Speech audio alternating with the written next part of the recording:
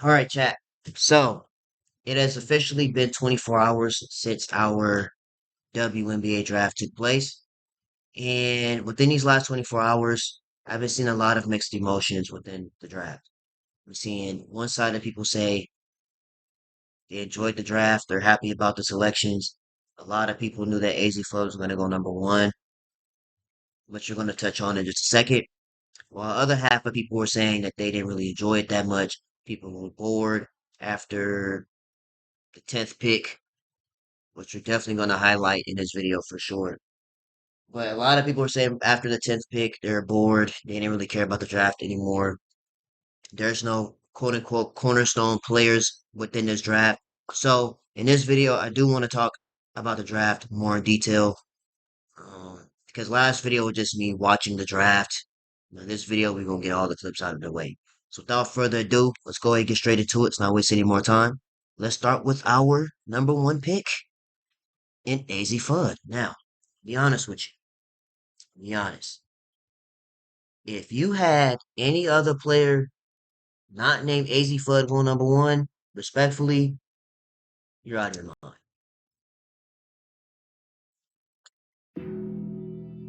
Respectfully, you're out of your mind. To think that another player should go before AZ Fudd, knowing that this has been plotted on for over a year plus, come on, bro. Dallas drafting AZ Fudd has been predicted a year ago during last season. There was a fan that was wearing an AZ Fudd Dallas Wings jersey before a year before the draft even happened. Again, I wasn't opposed to the other picks though. Maybe in another class they go number one, but this class it was AZ, and there was nothing else to stop that. AZ was for sure the number one pick. And if you ask me, it's a number of reasons why I believe AZ was going to go number one. First and foremost, yes, that is the Paige Beckers pick. I don't care what nobody say. AZ going to Dallas was heavily influenced by Paige Beckers. Like, come on, that, right? But we also have to think about two other points of views. First thing, the fit. Paige is more than likely running the one. AZ and Arike can intertwine between the two and the three.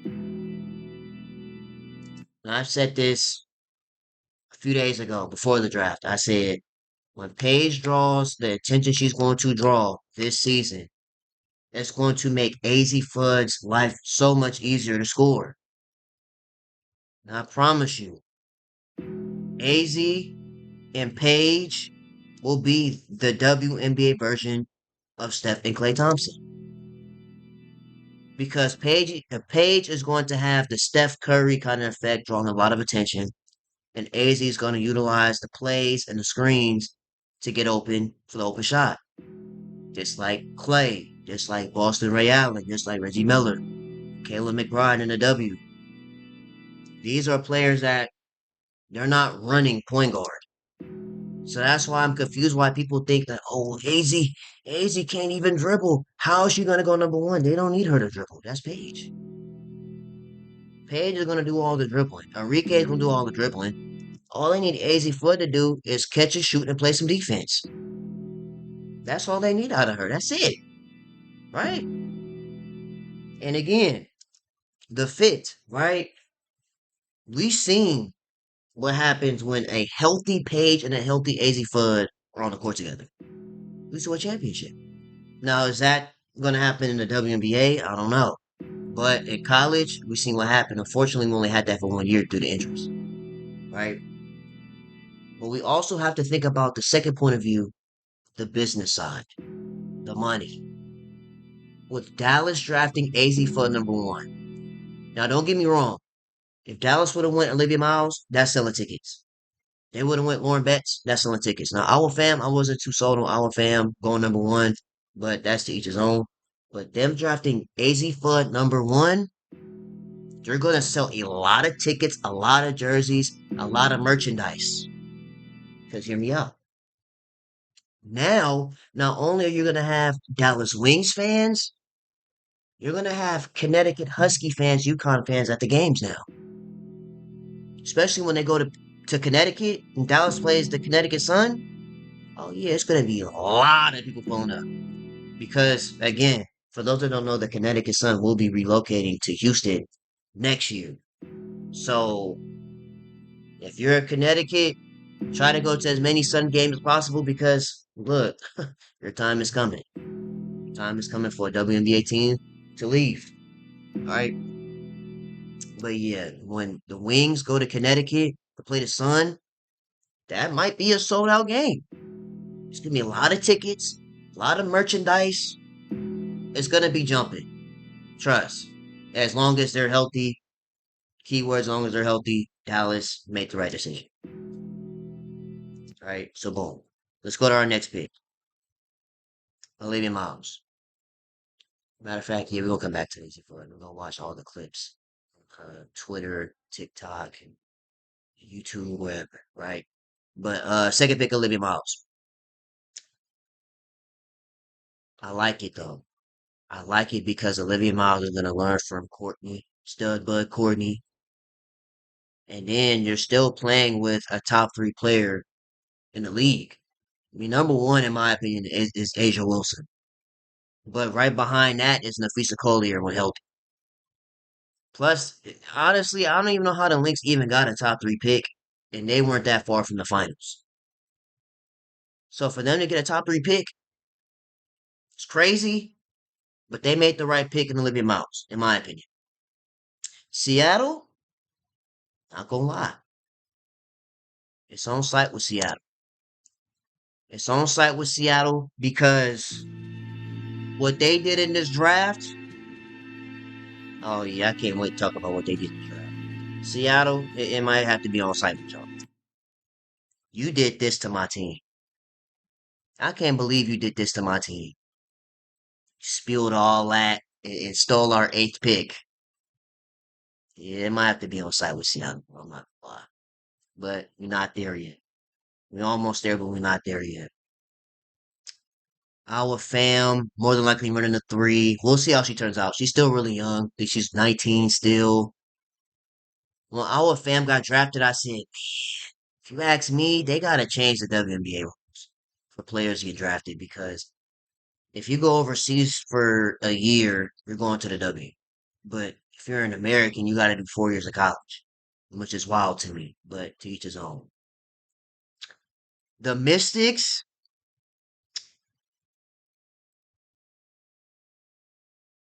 the Washington Mystics. I'm not gonna lie.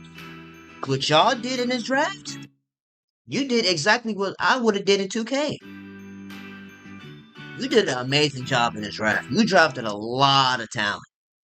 You drafted Lauren Betts, Dudelich, Cotie, Croissant, Cass Prosper, Rory Harmon. Look at somebody else. Who else did they get? They did some. He did some great picking. Cotie. Who else did they get? Was it those five? I think it was those five. Let me see. Oh, and they got Little Page Bugs. They had Little Page Bugs, Lauren Betts, Croissant, Cotie, Rory, Dudelich. They did some good drafting in this draft. I can't even lie. They have an excellent young core. This team, I ain't gonna lie, like respectfully though, respectfully, the Mystics could potentially have a better record than the Washington Wizards. So if you're looking for basketball within Washington and you tired of the Wizards, come on here, come on home, come join the Mystics. Mystics, they have an amazing young core. And mind you, all the players I just named, right? They still have Kiki, they still have Sony. They're getting Amore back off an injury. They re-signed Shakira Austin. They matched the qualifier sheet. So yeah, the Mystics, they look good. They look like a really solid young team. So I'll definitely be on the lookout for the Mystics this season. As long as they're healthy, of course. And they keep this young core together. Don't try to start trading for old season, old heads. Keep this that you have right here and build with this. Because I'm telling you, you have a starting five of possibly Amor, Sony, Cotie, um, hold on. Amor, Sony, Cotie, Kiki, Lauren Betts. Oh, that team could be nasty in a couple of years, bro. So just keep this core together. Mystics, listen, keep this together. I'm telling you, you're gonna be happy in a couple of years. As long as everybody stays healthy, of course, and everybody fills in their role like how they're supposed to. Mystics is gonna be a really good team. Now, Chicago, you got me with this. Hawk is. Now, I seen the Caitlin Clark tweet. Let's pull this up real quick. Yeah, I seen this tweet right here. Hawk is going crazy. Now, if you ask me, yes, she was going crazy. So crazy to the point where she went top five, and everybody's mock draft, she was supposed to be in the bottom eight going to 10, the 8 through 10. She played her way up to the top five pick. Mind you, keep that in mind too. Keep this tweet right here in mind. Hawkeye going crazy. This was the day of the championship, buddy. Right? Chicago, I ain't gonna lie. Y'all still a question mark. Because you did a lot. You lost Angel Reese to get back Skylar Diggins, get Rakia, Dejanay, Azare, still have Camilla. You lost on your way day, but you got back JC Sheldon, JC Pennies. I mean, Chicago, this is I'm not gonna lie, this might be a make it or break a year for you. Because if losing Angel Reese blows up in your face after doing all of this, that's gonna be tough. It's gonna be tough because all you had to do is keep this same energy while having Angel Reese. That team would have made the second round bare minimum. All the signings they just made with Angel Reese and Camilla, yes, that's second round bare minimum easily. But we'll see. And again, they drafted Hawkes too, so I mean, that's Chicago. You up to something, bro. You're doing something right. Now, Toronto Tempo. We'll see how Kiki Rice looks in Toronto. Martine Carrion. We'll see how she looks on the Portland Fire. This pick right here, that one broke me. This one right here broke me. I'm gonna explain why. If you've seen my reaction to Flaujae getting drafted to the Golden State Valkyries, that's probably the happiest you'll see me in a minute. The fact that we had Flaujae, you picked Flaujae, and then decided to trade her away, that's what hurt me. How could you do that to me? I was so happy, excited. I was like, man, the possibilities. Shoot, we can have a Flaujae E40 song now. We could have Flaujae E40 and a Too Short song. But no. Let me explain what happened though. Let me explain what happened. Because I found out why they did this. It's right here on Underdog. The Valkyrie Storm trade involving pick that became Flaujae Johnson was agreed upon prior to the draft. This is why I say it's up with Seattle. Let's keep reading though. Valkyrie's GM, Seattle and I had an agreement to trade picks prior to any athlete selection. I want to be super clear about that. Be super clear about the draft. This had nothing to do with Flaujae or any specific athlete selection. So you mean to tell me y'all got scammed in this draft? That's why I said it's up with y'all with Seattle. Because you mean to tell me, why is this in my face? You mean to tell me the Seattle Storm looked you dead in your ears just like this and said, yeah, whoever you pick, let me hold that. Let me hold that pick. And you knew in your mind, you was getting Flaujae. Valkyries. You knew in your mind you said you was getting Flaujae. Because you could have drafted Samir, I'm not gonna lie. And just gave it to Seattle and say, here you go. But you went and got Flaujae. Had everybody juice turned up and excited. We was finna get our Flaujae merch. What was saying on Instagram? Flaw Bay? Flaujae in the Bay, Flaw Bay? Just for it to get snatched from us like that, man. You let Seattle get in your ears and say, yeah, I see you got that edge pick. Whoever that is, let me hold that. You don't need that pick. We do. You seen what we lost? We lost Skylar Diggins, we lost NECA, we lost Gabby, we even lost our head coach. Valkyries, you still young, let me hold that pick. Matter of fact, I'll give you 2 second rounders for your 8th pick. And look at my Valkyries GM just sitting there thinking about it. Why are you thinking about it? No! Hang up the phone! Oh, gosh, bro. You know how fast I would have hung up the phone? April Fools. No.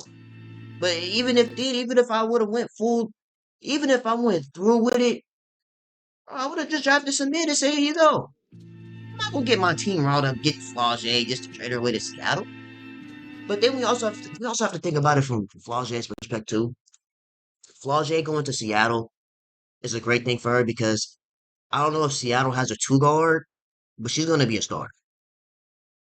She's gonna be a starter in Seattle because now they have Natisha Hydeman, they have Flaujae in the trade, they got Awa Fam, they have Dominique Malunga, so that's gonna be a very long, lengthy, and athletic team, right? Just hurt me, man. Like we could have been turned up in the Bay. We could have had Tip Hayes, Flaujae, Gabby, Kayla Thornton, and Rupert, and we traded that.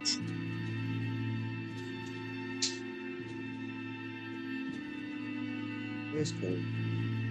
Because again, this trade could actually benefit. It actually could work. Because if the trade actually does go through and it work out, and Suarez end up being the player that people think that she's gonna be in the school. And Flaujae turns out to be the player that she's made to be in the school. Or she doesn't work out in Seattle in school. Suarez does for the Valkyries, alright.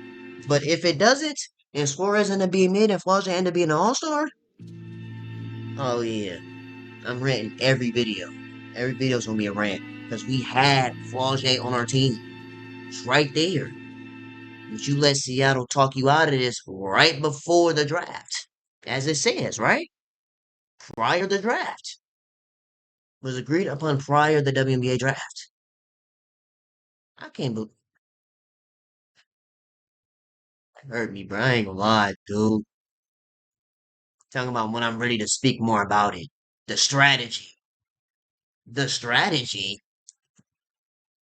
If you mean strategy. The strategy should have been draft some in and give that to Seattle. Don't get Flaujae. Because I'm trying to tell you, bro, when Flaujae is motivated, if Flaujae was motivated, I'm telling you, Flaujae is one of the best players in this class. But if not, you start to see that side of Flaujae where she's putting up like 4, 6, 8 points, 2 points. But when she's motivated like how she was in that Duke game at Duke, that shows how really talented Flaujae is. Then again, the business side, you could have been selling tickets. Games would have been going crazy, playing Flaujae music. Again, you could have had E40 at the game.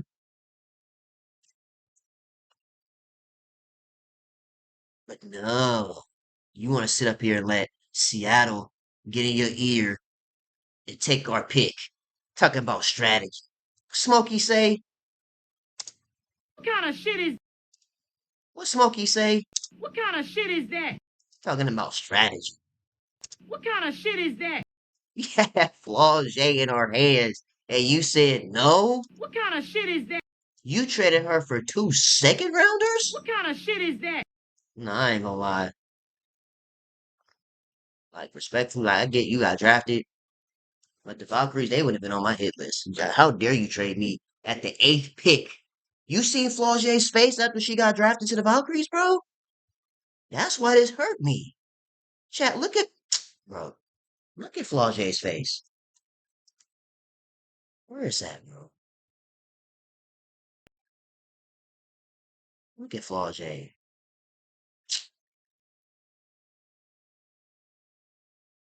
Look at this. In the 2026 WNBA draft, the Golden State Valkyries select Flaujae Johnson from LSU. Hey, she had the purple mascara on everything. It fit right in. I gotta play Krishan now. I'm sorry. I gotta play the Krishan music. Where Krishan at, bro? I can't believe what I just looked at. Nah. I'm crying out to God to help me with these hard times.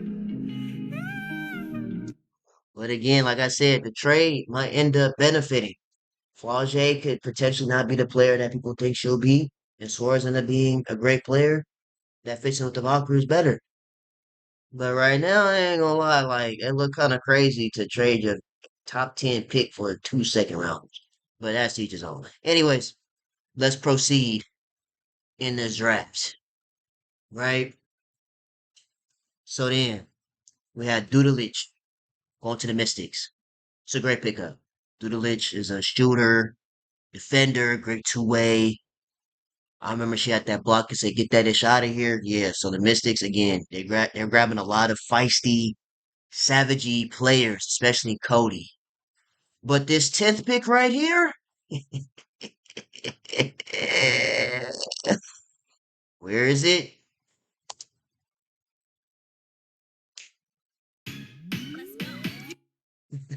I know that's all the Clarkies heard last night.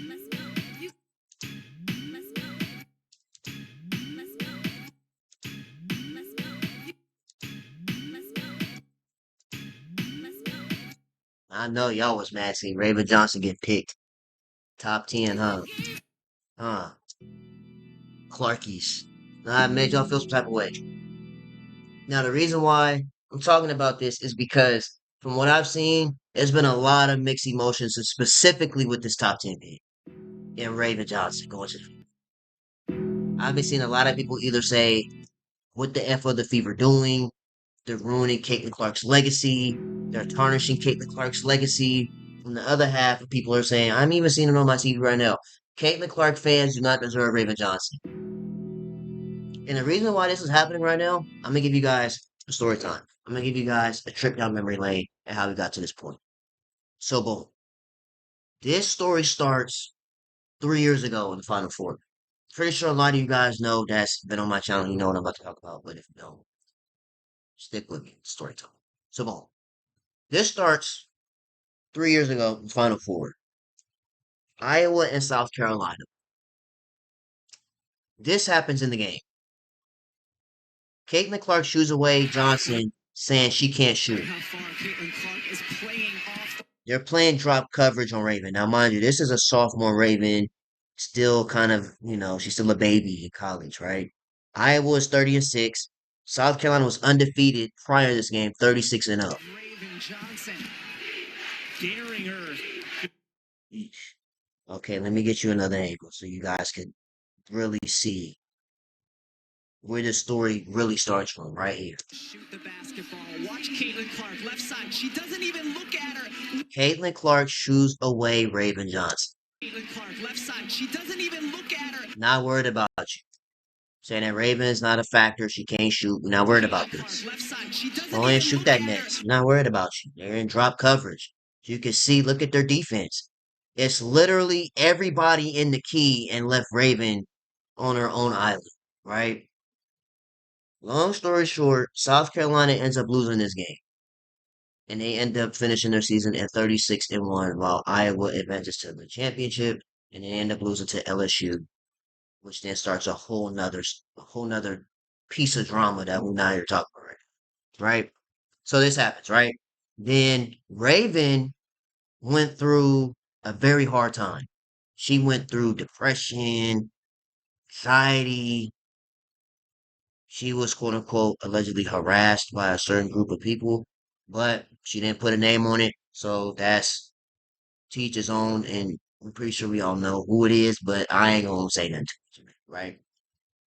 Raven was pretty much ready to play basketball because of all the stuff she was getting told in her head in social media. It got to her head, right? Lord behold, Ironically, the next year, Iowa and South Carolina meet again in the championship game. And then we have the Raven Johnson defensive masterclass. Let's just look at it real quick, right? And that will be her second. Here today's. This is Raven. Hand and skull of Caitlin Clark. And she has done Now, honestly, if you ask me, this could actually benefit both sides. I'm gonna explain why. One thing about Caitlyn that people try to sweep under the rug is that she has a hard time going up against savvy, feisty defenders like a JC Sheldon, aka the Caitlyn Clark Nemesis, right? When you have a Raven Johnson on your team, she's going to make Caitlyn better when it comes to physicality and taking care of the ball with tight pressure. Because there's times where Caitlin Clark falls under pressure when she's being guarded by very strong defenders like a Raven Johnson, like a Bree Hall, who another player was like these hand and skull of Caitlin Clark, right? So let's look at this. Here's Clark. Clark into the paint. There's Raven with a block. Here's Clark. Raven chasing Caitlin around, Asking for the screen. forcing Caitlin left. Goes away from it. And a foul on Raven. And Martin comes up with it for Iowa. There's Raven picking Caitlin up full court. I really want to see the steal though. Yeah, this part right here. This is Raven, and there's Caitlin. M&M's, give me that. And then laid the ball up, right? So, bro, do you know how turned up South Carolina was when this happened, bro? Bro, the whole section of South Carolina, the school section was going crazy, right? So, boom. Long story short in this, South Carolina ends up winning this game, and they end up becoming champions undefeated. Now, mind you, the year prior, they were 36-0, and then end up losing Iowa. That made them 36-1. They go back the next year, go undefeated again, and end up winning the championship at 38-0. Right? It's insane. And I've been seeing a lot of people use this against Raven, all this winning. Oh, well, that's in high school and college, so all this winning doesn't really matter now. Well, technically it doesn't, but bro, you can't discredit Raven for taking the opportunity playing with the best program in the school in women's college. Because she could have just went to one of these random colleges and fell off the face of the planet Earth. Honestly, Raven could have went to one of these low end colleges that nobody's ever heard of, either been the leader of the team or fell off the face of the planet Earth with that team. But she went to South Carolina under Dawn Staley, went to Dawn Staley's daycare and graduated. Why are you using that against her? That part I'm not understanding, but that's each his own too. Anyways, Iowa end up losing. South Carolina ends up winning, and then Caitlin Clark goes to the draft, and then so on and so forth. And then Raven ends up staying a couple more years to sharpen her tools to then get ready for the draft. And again, this is why I believe this could benefit both sides while people are sitting up here complaining and crying that Raven Johnson is even on the team. Because when I've seen the Clarkies, oh yeah, you going through it right now. I've been seeing y'all videos. I've been seeing them. Some of y'all sitting up here acting like Biggie Smalls right now. Your heartbeat sound like Sasquatch feet. Thunder and shaking the concrete. I seen y'all, bro. What's his name? The Pope? Tossing and turning in his sleep. Night sweats, cold sweats, all of that. Couldn't even think straight at night knowing that Ravens on the fever. But again, like I said, this could benefit both sides because when people try to sweep under the rug about Caitlin Clark, yes, she makes good passes, but she does struggle under pressure when she has to go up against feisty, savagey guards that's guarding her. So if you have a Raven Johnson like this in practice who specializes in this, it's going to make her better. And even with Raven, Raven is not that great offensively. But if you put her under the tools of Caitlin Clark, bro, who knows how good Raven could really be? Y'all sitting up here crying and complaining about it. That's to each his own too. Anyways, with that being said, that now leads to the draft of last night.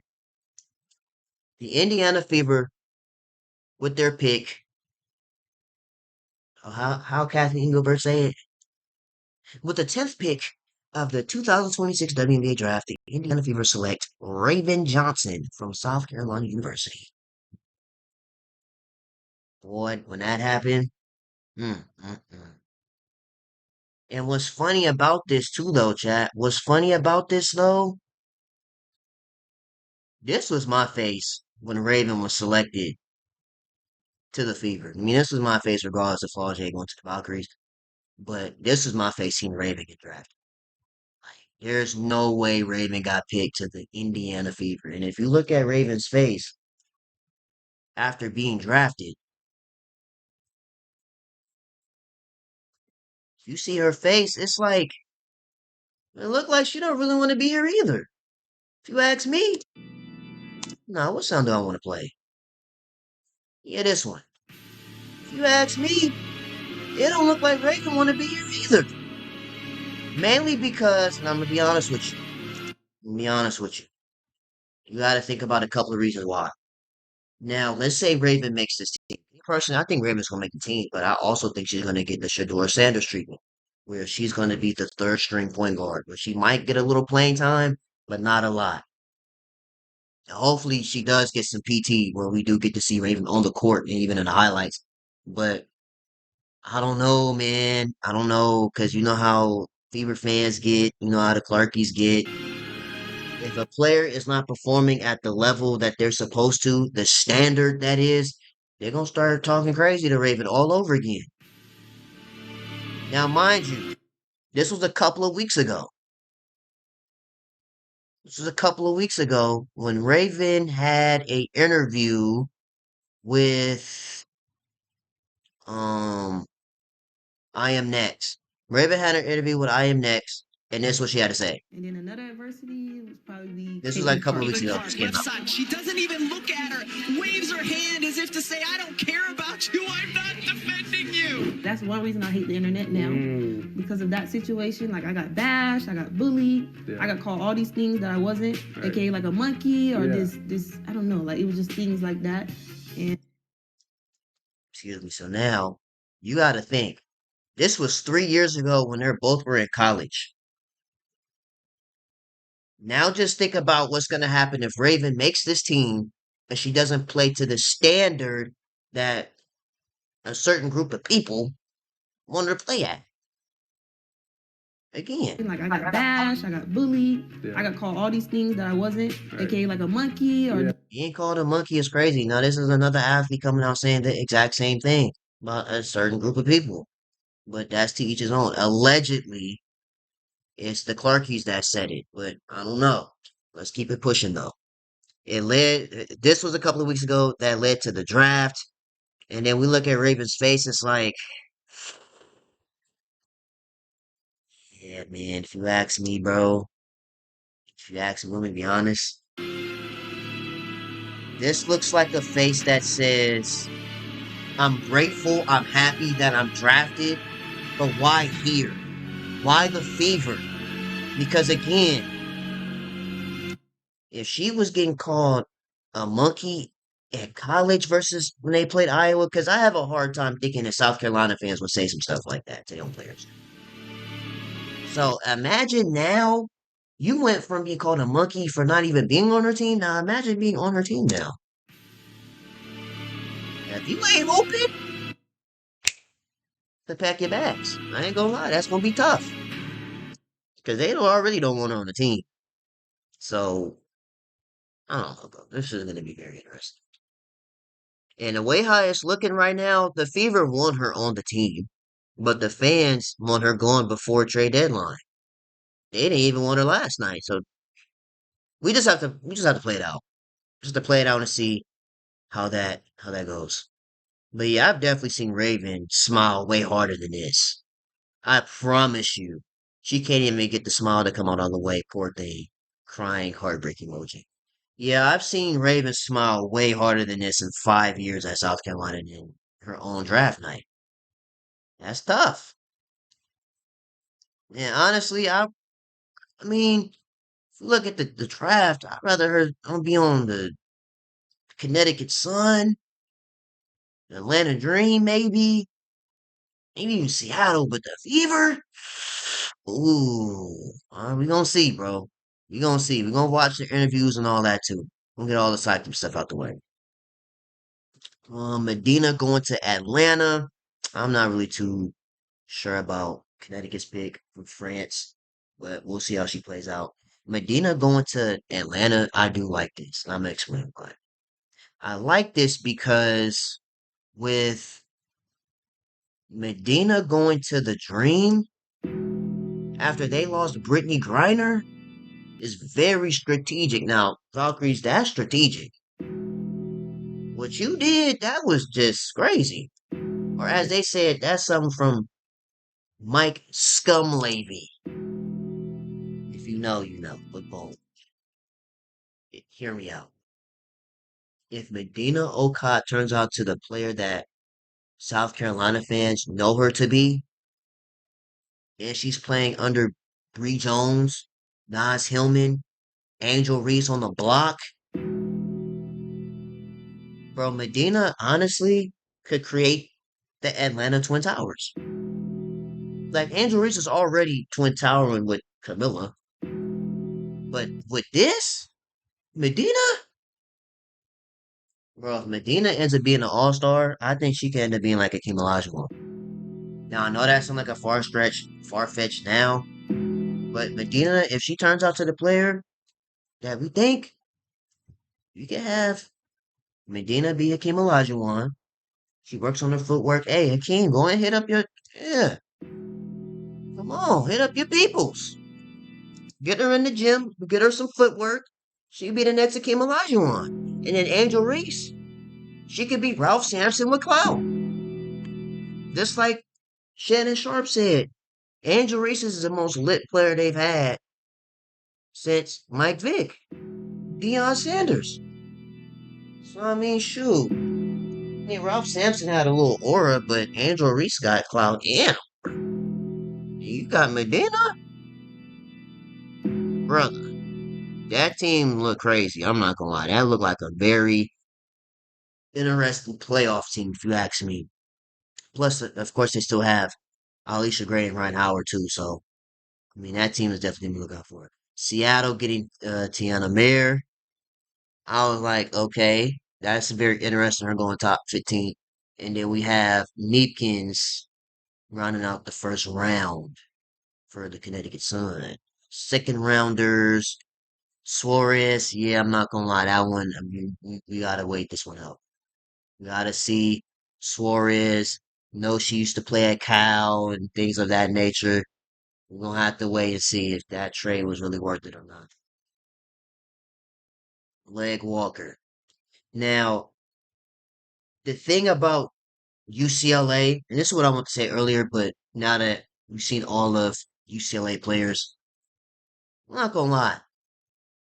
UCLA, this is a good thing, but also a bad thing. Because it's a good thing because this makes Corey Close look like an amazing coach. You got 6 players drafted in one draft, 5 players in the first round, and 1 in the second. You got your players in the league. That's amazing. That holy Duke University. Holy Kentucky. You know what I mean? But this also could be a bad thing too because keep in mind, UCLA seniors scored all of their points in the Final Four. The Final Four in the championship game, UCLA seniors scored 100% of the points. So now, if UCLA doesn't get in the portal and get players, superwomen players, they're done. Your time has come. And then it will be your crosstown rival, USC's turn. Because USC, what they're doing right now, that's cheating. And I'm going to explain why. Because, first of all, you got Jazzy, right?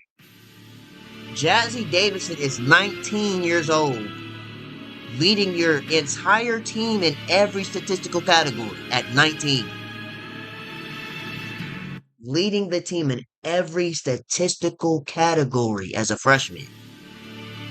Then you have Sataya Fagan, who sat out the entire year, I believe is 19 years old. She'll be playing after she's learned USC system. Then you have Taniya Hall, who, in my opinion, already looks like the next coming of Candace Parker. I'm like, okay, now this team already look crazy. You have Jazzy Davidson, who is already launched, so her second year is gonna be even crazy. You have Sataya Fagan, who I don't really know how good she's gonna be, but we'll find out very soon. Sanaya Halls, oh, she's 6'4", can bring the ball up the court. How are you 6'4" doing that? Like, it's already one thing you have Juju, who's 6'2", doing it, but you have 2 more inches of players doing this? Bro, that's insane. Then you still have Kennedy, who's a two that can get hers here and there. She don't mind taking a backseat. Then, of course, you have the Kobe Bryant of the team, and Juju Walker's coming back. And when she's motivated, she's better than LeBron. So, I mean, look. Jazzy, Juju, Kennedy, Sanaya, Sataya, and then they have another 5-star coming in. Oh yeah, UCLA, I ain't gonna lie, your time has come. You're getting belted. As long as all 5, 6 of them is healthy, GG's. Then we also have to keep in mind that's why a lot of the players left too. Like Leah, is a senior, she's trying to get her shine on. Viv, I believe, is going to be a junior this year, this coming year. Yeah, they trying to get their shine on, bro.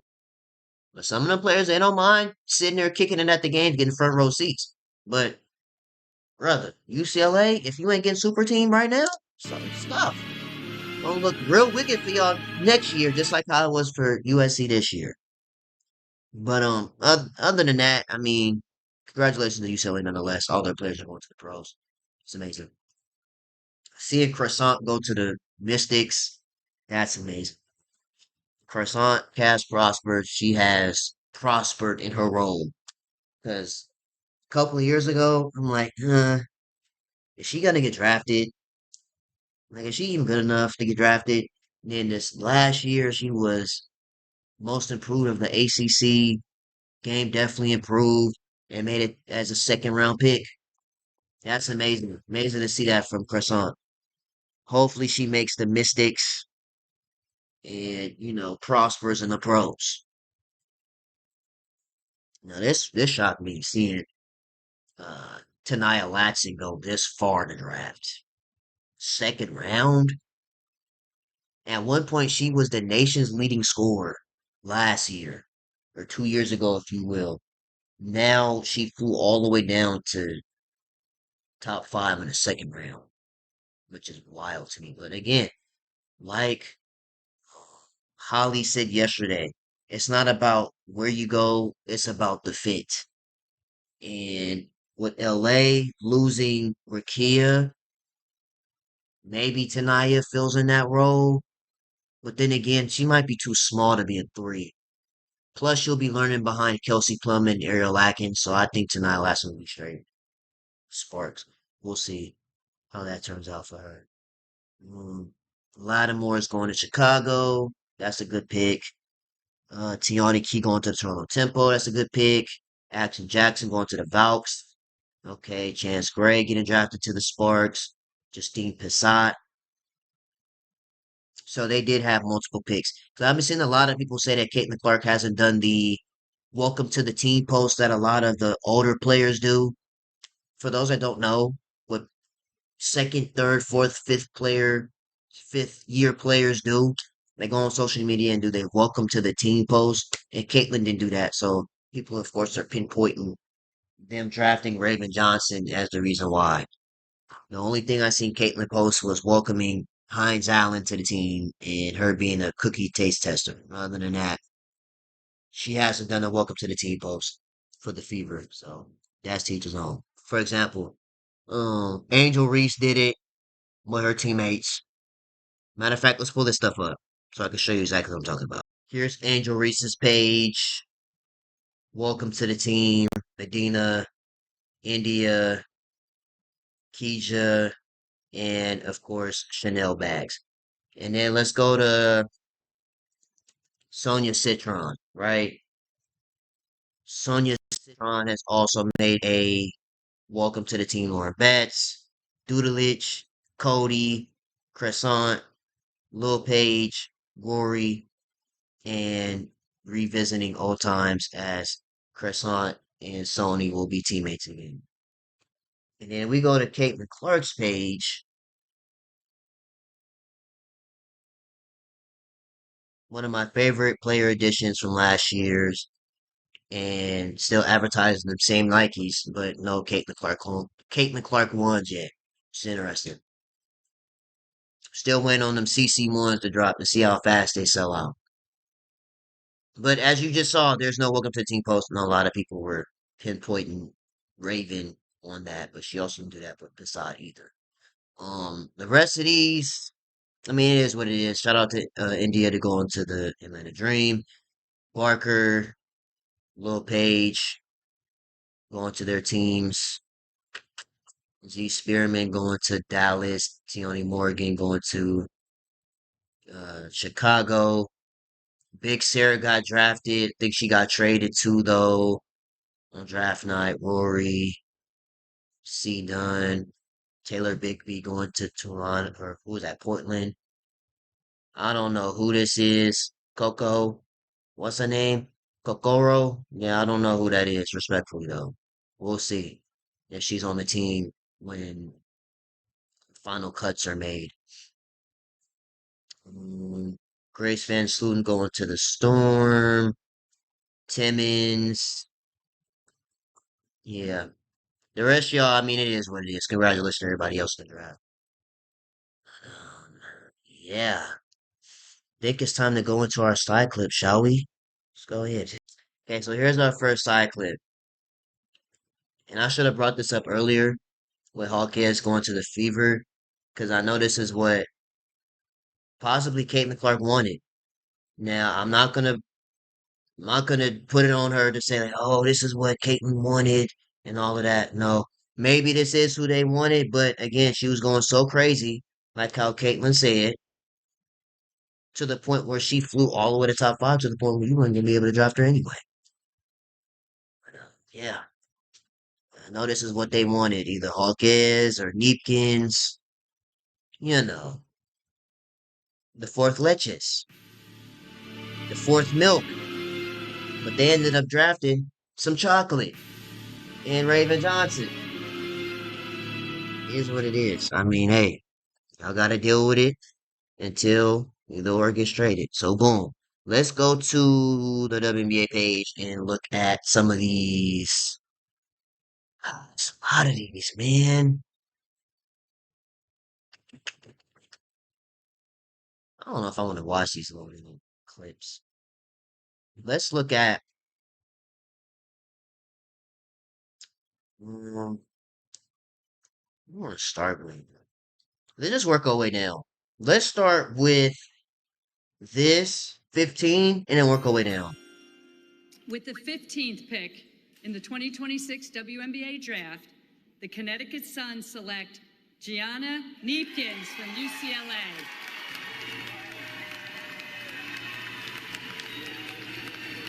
Deacon's getting drafted. Okay.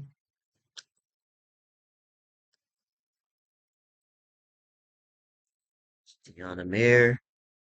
With the 14th pick in the 2026 WNBA draft, the Seattle Storm select Taniya Mayer from Duke University.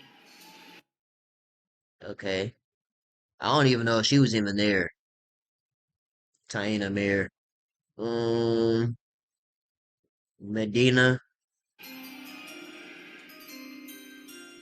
With the 13th pick in the 2026 WNBA draft, the Atlanta Dream select Madina OOOOKot, University of South Carolina. OOOOOKot. Yeah, man, look. Madina is healthy, and she works out with Hakeem Olajuwon. She could be the Hakeem of the W. It could happen. It's a possibility, if you ask me. That's how Raven getting picked. With the 10th pick in the 2026 WNBA draft, the Indiana Fever select Raven Johnson from the University of South Where's Sog at? Where is that? No, you gotta play this.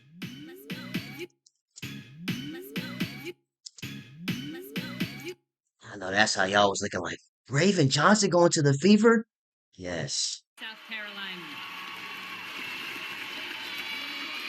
Dang, she really went to the Indiana Fever, chat. We'll see how that plays out, though. We'll see. Hawkeye going. Oh, wait, With that's the too far down. fifth, Wait, hold on. That's too far down. We're at right here, Doolitch. with the ninth pick in the 2026 WNBA draft, the Washington Mystics select Angela Dugalich from UCLA. Doolitch! Doolitch.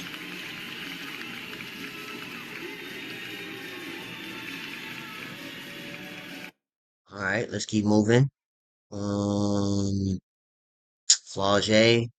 This one hurt my core. With the eighth pick in the 2026 This one hurt my core, WNBA bro. draft, It did. the Golden State Valkyries select Flaujae Johnson from LSU. Bro, it just all made sense, man. She had the purple on the eyes and everything, bro. It just made sense, bro. But I guess it is what it is if the shoe fits. With the seventh pick in the 2026 WNBA draft and their first ever pick, the Portland Fire select Gianna Martin Carrion from Spain. We'll see how that plays out in the quarters. We'll see. Kiki Rice. With the sixth pick in the 2026 WNBA draft and their first ever pick, the Toronto Tempo select Kiki Rice, UCLA.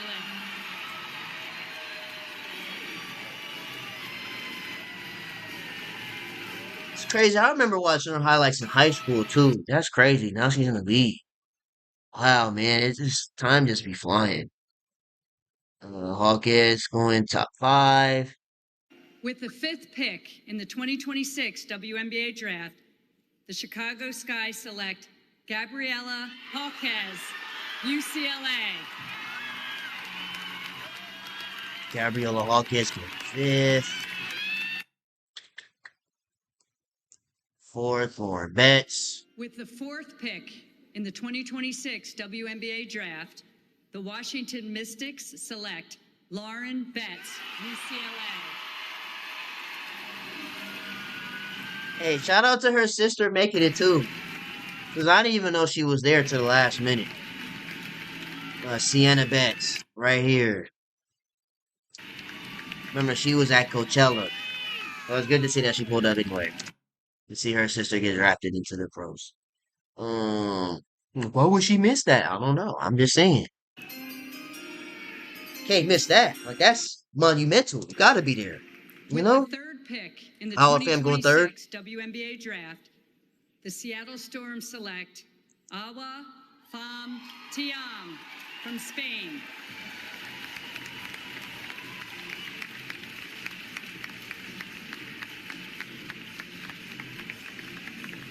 Okay.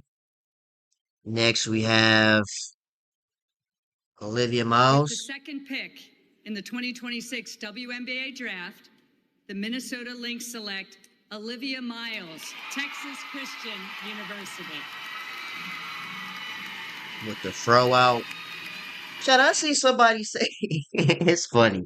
Somebody said, why didn't Olivia Miles flat iron her hair like Depot Thomas did in hers? That ain't gonna happen. Olivia Miles has 2 hairstyles.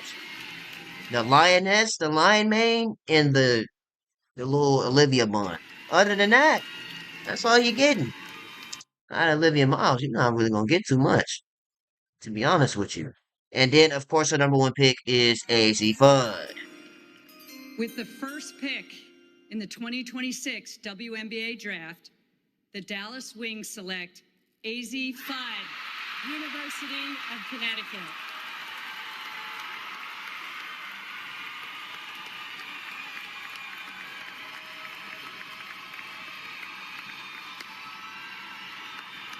Page, man. You know what's funny too? I've seen a lot of people say that since Paige and Azzi are teammates again, and they've been like, you know, you know, on the low for a while. Now, what happens if they break up and they just all of a sudden not cool no more? They gonna have to do what Dejanay and Alyssa Smith did. They're gonna have to figure it out for somebody getting traded. Like that's what it's gonna have to be.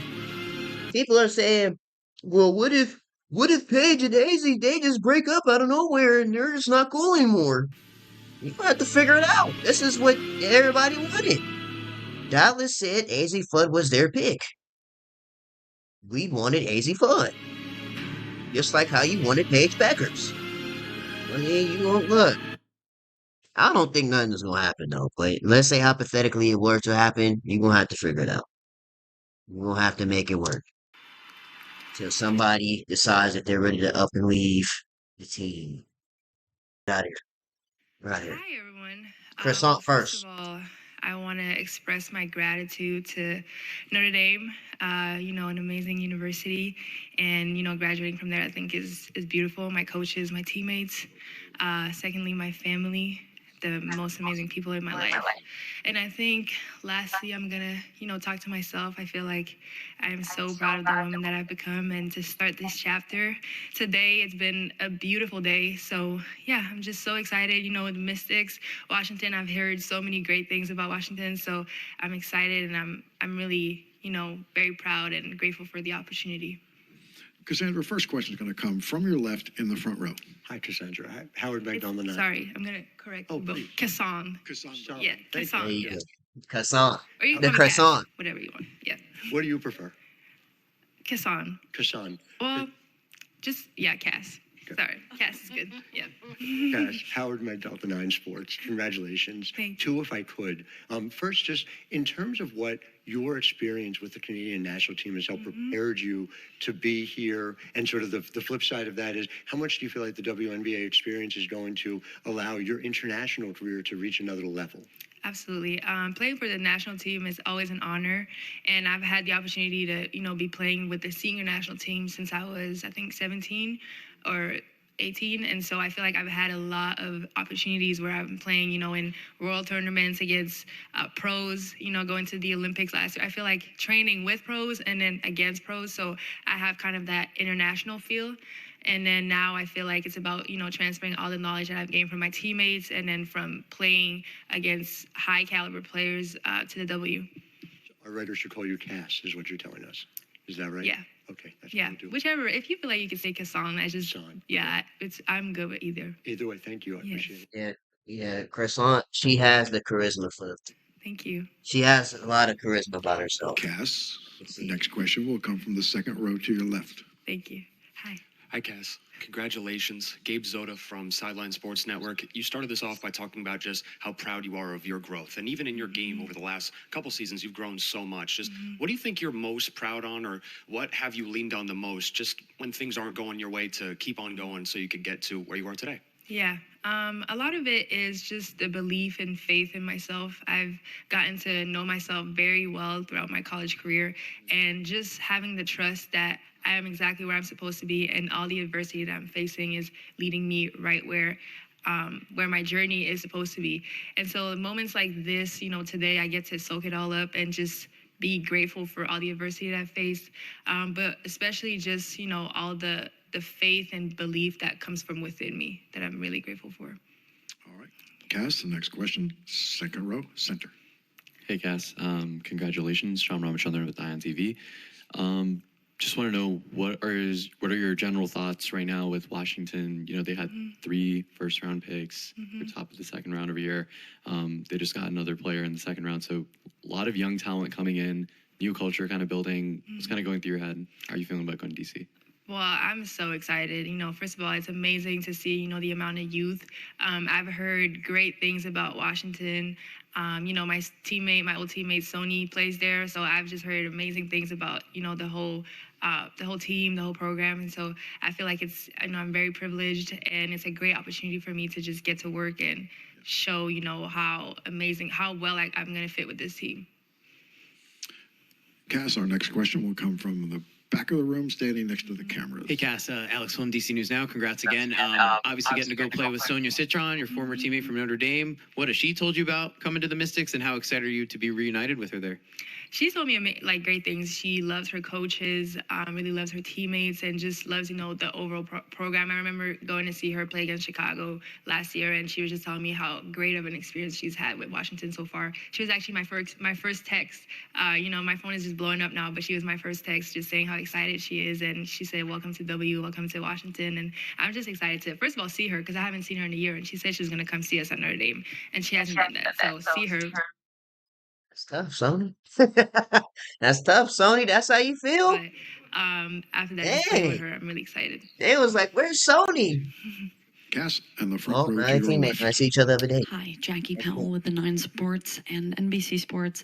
I'm just curious, this is a two-parter. What were your reasons for coming out into the draft? Obviously, you had more availability, or I think you Eligibility. eligibility. Yes. I know I said availability. And if you could take us through also how you got here, because I mean, the league invited certain amount of players, but you know, you, Charlisse Ledger-Walker, and Sarah Williams just sort of came here yourselves. Like, what was that whole process like? Yeah, I think deciding to, you know, declare and go into the W, it came from a lot of self-reflection and just believing in myself. I think this year was a great season for me, and I'm always looking to grow and get better. And I was like, the W is the next step for me, where I know I'm going to be able to grow it as a player, as a person. And I was just like, where can I get most uncomfortable? And so I approached it that way. And in terms of getting to, you know, this venue, it's always been a dream for me to go on stage and, you know, be with Kathy and just get my jersey and stuff. And the hat and stuff. So I really wanted to be here. So yeah, just making that happen for me. I wanted to be in New York and just experience the whole vibe around the W. And I knew that I was going to get drafted, and it was just a matter of where and when, but I wanted to be here during that special moment. Cass, our last question will come from the second row right in the center. Hey, Cass. Sean Roach on the Ion TV once again. Speaking of, you know, kind of being here in person and stuff, you have quite the fit on tonight. Can you walk us through, you know, thought process on the fit and story behind it? Yes. First, I'm going to shout out my cousin, Melody Roman. She really designed this whole fit. Actually, this fit is from a Haitian designer named Giovanna, but my cousin is the one that kind of set that up for me, and she just styled me completely. I wanted something that's very me, you know, like a suit. I feel like it's very professional, it's classy, but I wanted to add a little spice. That's why it's like silver and a little bit glittery. But yeah, I just, you know, it's a special moment. It's something that I get to live once in my life, and so this is the occasion to put something flashy, for sure. All right. Cass, thank you. That's facts. I mean, this is the draft, so you gotta, you know, gotta put that on. But anyways. With ballislife.com. Welcome to the league. Thank you. It is a year and 5 days to the day you entered the transfer portal, and it's been a heck of a whirlwind, I'm sure. So what has this past year plus, what has that taught you about yourself as both an athlete and perhaps a human being as well? Yeah, I mean, I was challenged on the court for sure this year. I feel like that's, you know, the biggest takeaway, but I can, you know, commend my resiliency and who I am as a person. I feel like has gotten a lot better mentally and physically. You know, I went to South Carolina to become a pro and, you know, get ready for the league. And I feel like I'm well prepared. I just got to go out there and be myself. Thank you. Taniya, Howard Magdal, the 9 Sports. Good to see you, and congratulations. Hi. 2 things, if I could. First, to be on a roster in L.A. With Kelsey Plum, with somebody who also obviously loves to get downhill, finishing tough at the rim. I'm wondering how much you feel like you can learn from her. I can learn a lot from her. I was in the dog class, and I learned so much then. And it's such a I forgot about that. You know, full circle moment, because she gave me a lot of advice, and just to see how she worked up close, the way she takes care of her body, not just her body but her mind too. And she's such a hard worker, so I can't wait to learn from her. Well, and you was a perfect intro to my second question, which is just, do you think there's a particular skill out of dog class that helped get you to tonight? Yeah, I mean, the mental part, just seeing how she worked, it gave me, you know, confidence, and it made me want to work harder too. Just seeing what it takes to be a pro, and I feel like she gave us all good advice, and I'm going to take it to the league with me. Thank you. Taniya, next question. To your right in the third row.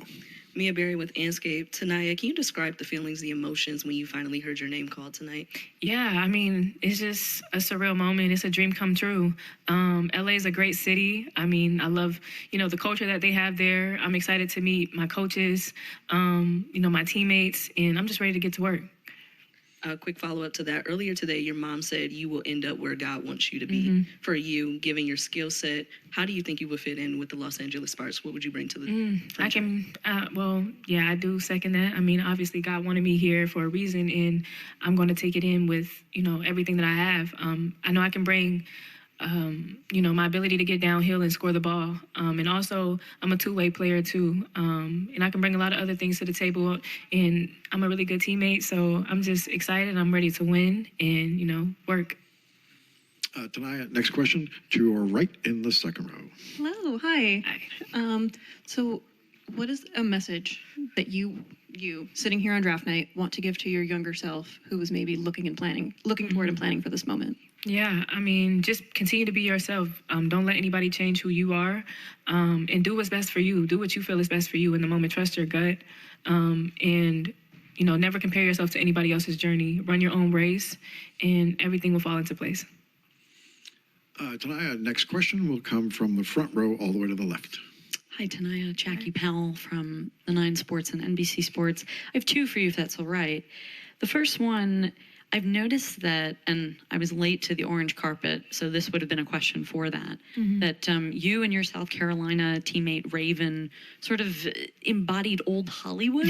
Can you, speak to why you made that decision, and I guess why the two of you decided to, expand upon that motif? Yeah, I definitely want to know the inspiration behind, especially Taniya's draft night thing. Yeah, I wanted to step out of the box for sure and just give like a timeless classic look. I mean, I feel like people haven't really given that at the draft in past years. So, I just wanted to be a little different and step outside of my comfort zone. I know Raven, she wanted to be different. We talked about our outfits the whole week. So, I mean, just to see her come out and, have her suit on with her hair, it looked really, really good. So I feel like we killed it this year. Thank you. I appreciate that. And also, I'm just curious how much you paid attention throughout this year to what was going on with the CBA. But also, how much did you know about what life was like in the WNBA before this new transformational CBA? Yeah, I mean, I was following it the whole entire year. It was a long process, and honestly, I'm just glad to be stepping into the league at this time. This is a historic moment for women's basketball. Shout out to the vets, and I thank them for, working hard and endlessly for us. Obviously, we have to carry that load, for the next generation when it's our turn. So obviously, they're just an inspiration, and I'm forever grateful. Thank you. As we were in here before, I think it was Gabriela was talking about everything you guys have done since last Sunday. Are you tired at all from coast to coast, all these celebrations? Yeah, it's been a lot. It's been a whirlwind, but can't complain. I mean, it's all very fun things that we're getting to do. So I get to do it with the best group of people as well. So no complaints from me. All right, thank you. Next question. The next two questions will come from the last row center, Charlisse. Maggie Bononi, CT Insider. Congratulations. What excites you most about playing for Connecticut and joining Gianna as well? Yeah, they're an amazing organization, and I'm very humbled and grateful that they saw something in me and chose to bring me along to Connecticut and play with them. And obviously with Gianna there, it is just extremely amazing for me. Obviously having someone I know, but also just the friendship that we have has been one of the best parts of my year, honestly, this past season. And so also just being able to play alongside someone like her. Obviously, I know her game very well, and she's one of the best players I've played with. And so I'm just excited that we get to continue that journey together. Next question, Charlisse, also in the back center. Hey, Charlisse. Emily Adams from the Hartford Courant. Just kind of what has this experience of this night been like for you, being here with so many of your teammates and kind of getting to watch them all go through this process and then go through it yourself? Yeah, this has just been such an amazing experience. I mean, it's been such a dream of mine, not only to, make the league, but also just get the opportunity to, play against some of the best players in the world, if not the best players in the world. And so just having the chance to do that, again, I'm just so grateful and humbled that I, get that chance. And then just to experience all of this with my teammates has been absolutely unreal. Like, I'm so proud of them, just seeing them walk across that stage and seeing all the emotions and having all of our families here together. I could not be prouder of every single one of them. They deserve it so much. I, have a front row seat to all of their unique experiences. And so to be able to share this with them and celebrate with them as well, I'm just overjoyed. Charlisse, next question, right in the center. Congratulations, Charlisse. Sean Ramchandler with Ion TV. What are you most excited about, I guess, playing with, in Connecticut with the Sun, but then also the relocation to Houston next year? Like, what's your kind of thought process like? Yeah, again, I think it's just such an amazing opportunity to go out to Connecticut and play with some really amazing players and just get to experience, that organization and, again, feel welcomed into that. And then, I honestly haven't thought too much about the relocation, but obviously that's a really exciting opportunity as well and just brings a lot of, new things to the table, which, again, I think is only a positive thing. So, again, just so grateful to, have this opportunity to go to Connecticut. Charlisse, next question, front row to your left. Charlisse, hi, Howard Mandel, the Nine Sports. Good to see you again. Curious if I could, as you rehabbed from the ACL injury, did you picture this night or something like it? And how much did tonight feel like, if you did picture it, what it looked like? I did picture this night. I think it was one of my biggest motivators, honestly, in rehab, and knowing that this was still a huge goal for me and something that I envisioned myself doing was, playing pro and especially playing in the league. And I think throughout that entire process, I learned a lot about myself and a lot about, how much mental toughness comes into play especially when you're going through a rehab injury that kind of extensive.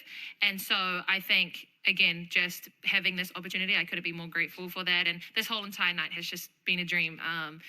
Walking across that stage is unlike any other feeling I've ever had, and just hearing my name being called out was such a, amazing thing. And also just to have my family there right beside me. For a long time, I didn't think they would be able to make the trip out. And so just having them here tonight meant a lot for me. And also I just want to give a massive shout out to Angela. She actually, gave up a couple seats for me to sit at her table and experience that with my mother. So I could not be more thankful for her and, the friendship we've had. But that was really big for me. Hey, W teammate, man. Nice. Staying in the front row. Nice. Charlisse? Hi, W Charlisse. former I just wanted to know if you could sort Now of former build upon what the experience was, because obviously there was a certain amount of people who were invited, and you sort of were like, you know what, I'm going to come to New York. So can you just sort of take us through how you planned that, how you were able to get your family here?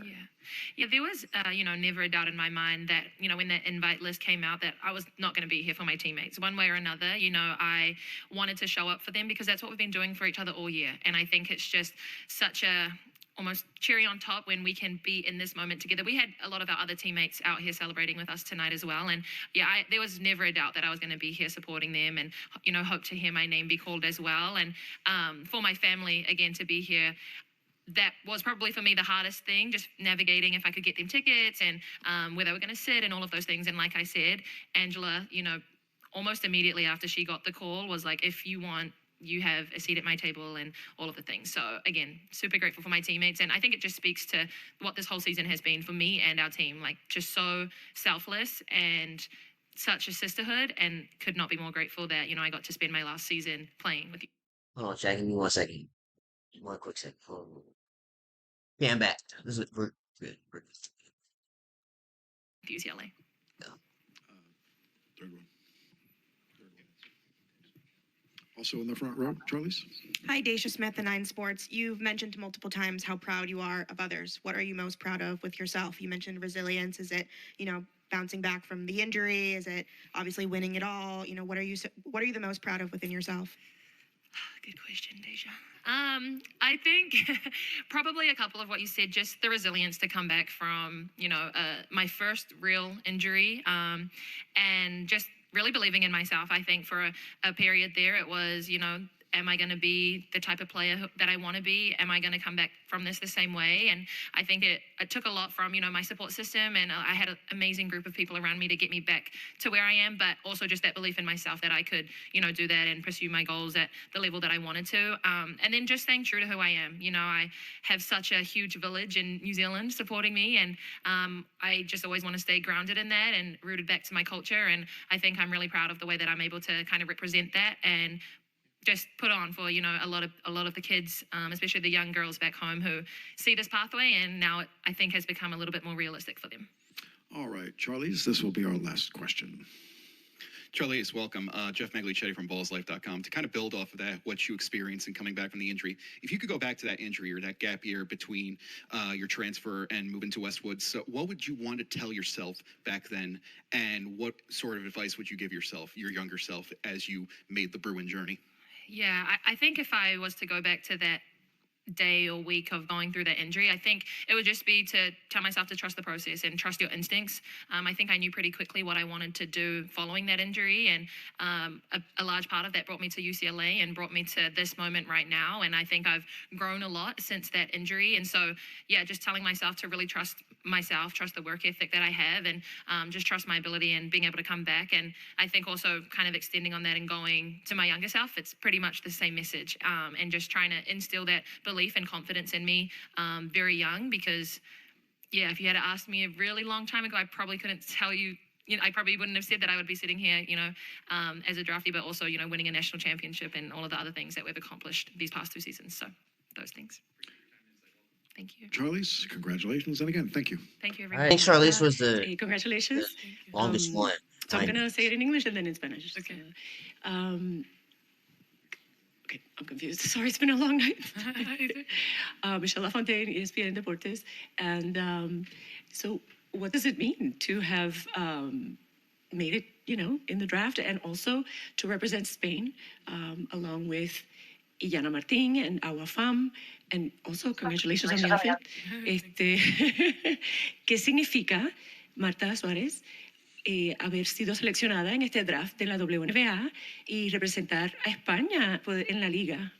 Pues la verdad es que es un honor, sinceramente es un sueño cumplido y increíblemente emocionante, como has dicho, tener 3 jugadoras españolas en el draft. Habla no solo de el talento en España, el talento global y cómo la WNBA está creciendo y atrayendo a las mejores jugadoras del mundo entero. So yeah, to be honest, it's an honor to be here as a basketball player, as a basketball fan. Phenomenal time, but like you said, 3 Spanish players in the draft night. Incredibly exciting for our country, but also just for the global game, and it just speaks to how the WNBA is growing and the opportunities that we get offered today. It's just attracting all the talent from everywhere in the world, which means the competition is going to rise. So that's even more exciting for everybody. Marta, our next question will come from the second row, right in the middle of the room. Hey, Marta, congratulations. Sean Ramchandler with Ion TV. Not a lot of players, I guess, have the privilege to be in the WNBA, and every draft experience is very unique. You got traded. So can you walk us through what was kind of going through your mind, initially going to the Seattle Storm and then getting traded to the Valkyries? I mean, I was already riding a high because just to hear your name and to share that moment with, your loved ones. And Seattle, obviously, historically, tremendous team. I like what they're building. I have a lot of, friends up there. But the moment they tell me that I'm going back to the Bay and I know my support group there, my favorite Chinese spot ever is in San Francisco. Like, I'm going back to that, extremely excited, extremely humbled, extremely grateful, and so thankful for the effort put in, for me to get that opportunity. Marta, next question, front row to your right. Hi, congratulations. You look great. Love the purple. Lauren Nardi, Front Office Sports. I wanted to jump back into that question, obviously seeing the news so quickly of the trade. Can you talk more about your emotion? You said you were riding the high, but did you talk to anybody? Where were you when, that all happened and played out with the trade?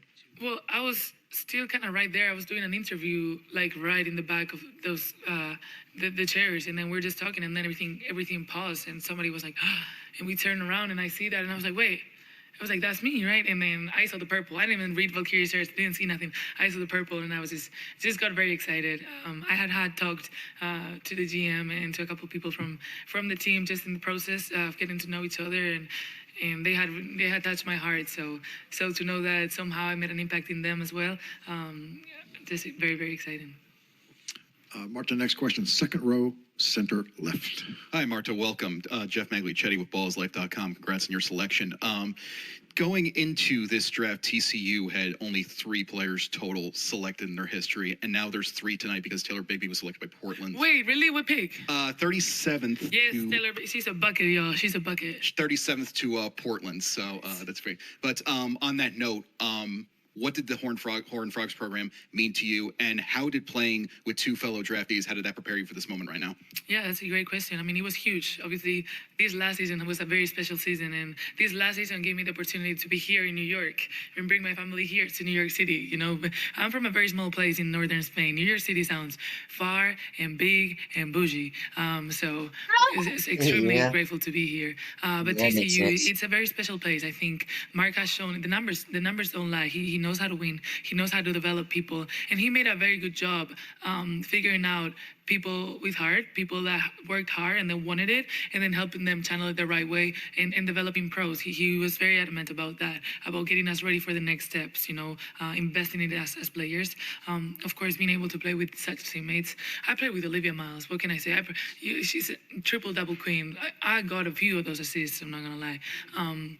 But yeah, it also helped me not only basketball-wise to be able to be here and to showcase my talent and my basketball, because again, with her, great memory. Thank you, Jeff. Marta, next question. Front row, all the way to the left. Hi, Jackie Powell with the 9 Sports and NBC Sports. This is less of a serious question, but I want to understand the ambiance. So can you tell me where the purple boa came from, how you got it?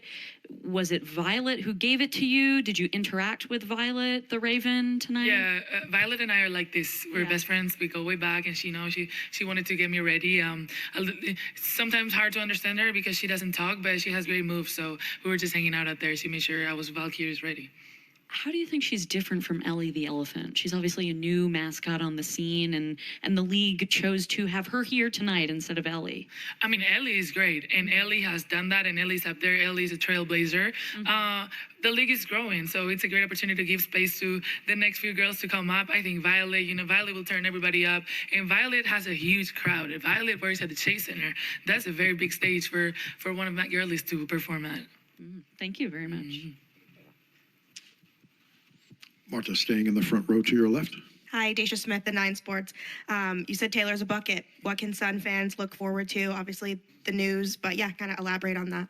Taylor Bigby, well, yeah, she's a bucket, and also very versatile. I don't think people realize that. She's a long wing, she's strong, she's talented, she works very hard, but she's very versatile. I think this year she did a tremendous job holding us on the backcourt very, very often, and defensively, she stood up and she guarded some of the best players in the league, and she did that graciously. She can rebound, which I don't think was showcased as much this year, but she has that capability, and she has the maturity and the experience of different teams. She's won, so that speaks to it. All right, Marta, thank you. Thank you, guys. All right, chat. Again, we'll see how this trade goes. How this trade turns out. How this trade goes.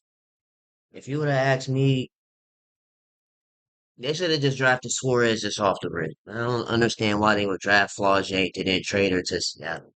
Like, to me, that doesn't make sense. Again, Valkyries, they do have a good number of guards. They have Tip Hayes, VB, Flaujae probably still be coming off the bench. So again, I do see Seattle benefiting from it, but I don't understand why would they draft Flaujae. I don't get that. But anyway, everybody that I've been in their hands before I got here, and everybody that was involved in my journey getting here. Shout out to Coach Philip Onyango. He's the first person that introduced me to basketball. He's the one that showed me the court, how the game is played, and everything. I'm so grateful to my parents, my family, for being there to support me, even though we are far away from each other. And I'm grateful to God. we'll go back and do kneepkens too. All right, Madina, we're going to start with We'll go back. questions, and we're going to start right here to your right in the front row. How you doing, Madina? Congratulations. This is Daniel Artest from the 9450. You ranked third in the nation in double-doubles with 22 this year. How do you translate that nose for the ball to the WNBA where the size, the strength, the length is comparable to yours? Thank you. So I feel like it's just a desire to get things done, and I'm gonna bring the same spirit, just being able to keep working hard and going for what I want. I know it's gonna be different, a little bit different. It's not college anymore, but yeah, I'm still gonna be present, physical as I've been. I feel like our conference is so physical, and yeah. And go ahead, That makes Howard. I'm sense. That's sorry. the SEC. Madina, to your left. Hi, Howard Yes, Magdal, the he's Nine very Sports. Congratulations. Thank you. Two, if I could. The first question, if you could just take me through what the few days have been, finding out the decision, knowing that your future was decided, but also knowing you had an opportunity to come, obviously, to the WNBA. Honestly, the past few days or the past few weeks or maybe the past 1 month, it's been so hectic to me. It's just been so much going on. Being in the tournament, going all the way to the Final Four, moving from the championship game, coming back home, planning to travel to New York for the draft, and you're just doing all this, you really don't know where you're going. I was a little bit nervous, and right now I'm just so excited for the moment, and I'm glad that where I once planned to be or prayed to be. Were you able to have conversations before the draft with Atlanta? And if so, what were they like? What did they speak about in terms of your skill set for what they were looking for? Yeah, I had a meeting with Purple teams, so I was still confused. I didn't really know that I was going to go to Atlanta. Yeah, we had a meeting. They talked about my skills, my versatility, and just being able to contribute to the team, maybe rebounding, playing defense, finishing, doing some little things to help my team win. I'm sorry, Madina, next question. Second row to your left. We have two in a row from the same spot. Hi, Madina. Welcome, and thank you for taking the time. Jeff McLeod with ballslife.com. You went from not touching a basketball until you were 16 years old, and now you're a first-round pick in the WNBA draft. That's crazy. If you could go back and tell your 16-year-old self one thing about this journey, what would it be?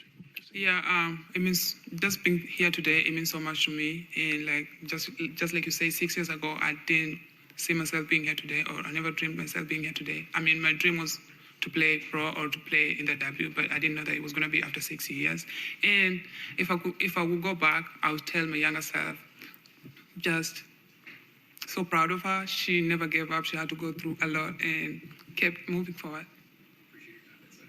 Thank you. And also in the second row to your left, Madina. Hi, Madina. Congratulations. Gabe Zoda from Sideline Sports Network. Just kind of wanted to get your thoughts on how excited you are. Now you get to play alongside of Angel Reese, obviously another prominent big in the WNBA, and what you think you can learn from a player like her. Yeah, I'm so excited first of all, I'm so excited to be here today, just getting drafted. It's a dream come true, and I'm so excited that I'm going to be able to compete against the greatest players that I've been watching or I've been looking up to growing up. And just the fact that I already know that I'm going to be beside injuries, I feel like that is a very big blessing to me. And I'm just so excited to learn so much from her, where she played the same position as me. And so I'm just sure that she's going to teach me a lot.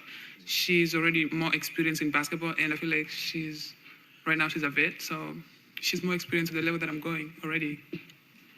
All right, Madina, thank you. Thank you. I'm not gonna lie, seeing Madina and Angel Reese on the block. Club of 50, 40, 90. How have you learned over the course of your career to prioritize efficiency and consistency over flashiness? Yeah, for me, I think just my whole career, it's never been about I want to be in the 50, 40, 90 club. It's just been about making the right basketball plays and, taking shots I've worked on, finding my teammates when I need to. So yeah, just really putting emphasis on making the right basketball plays. Okay, Gianna, next question will come from the last row right in front of the cameras in the center of the room. Hey, Gianna. Emily Adams of the Hartford Courant. I'm not sure if you know this, but Charlisse was just drafted by the Sun. Just what's your reaction to that? What are you looking forward to about joining her in Connecticut? I am so incredibly excited. Charlisse is one of my best friends. So we talked, we were like, oh, we really want to go on the same team. Obviously it's hard and you have no control. But when I was back there, I was so excited. So that's going to be really fun. And yeah, it's insane, but I'm really excited for that. Gianna, we're going to stay in the front row to your left. Gianna, Howard Magdal, the Nine Sports. Good to see you again. Congratulations. Thank you. You talked about going to UCLA in order to kind of level up have your pro habits be reinforced. Mm-hmm. Corey's talked about this, about the fact that one of the reasons why you fit in so seamlessly with an established team was being able to do that. What are some specific habits that you want to take into your WNBA career now and want to bring to Connecticut right away? Yeah, I think just high level consistency. I think one thing that was really special about our UCLA team is they're just incredible players all around.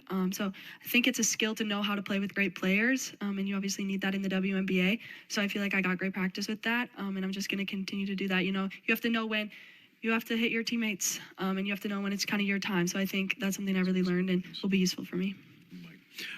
Gianna, the next two questions will come from the second row on the left side of the room. Gianna, congratulations. Thank you. Gabe Zota from Sideline Sports Network. You just talked about some of the pro habits that you will be bringing into the WNBA, but what are some things that you're most looking to learn or things that you're looking to develop, whether inside the game, outside the game, when you get into the W?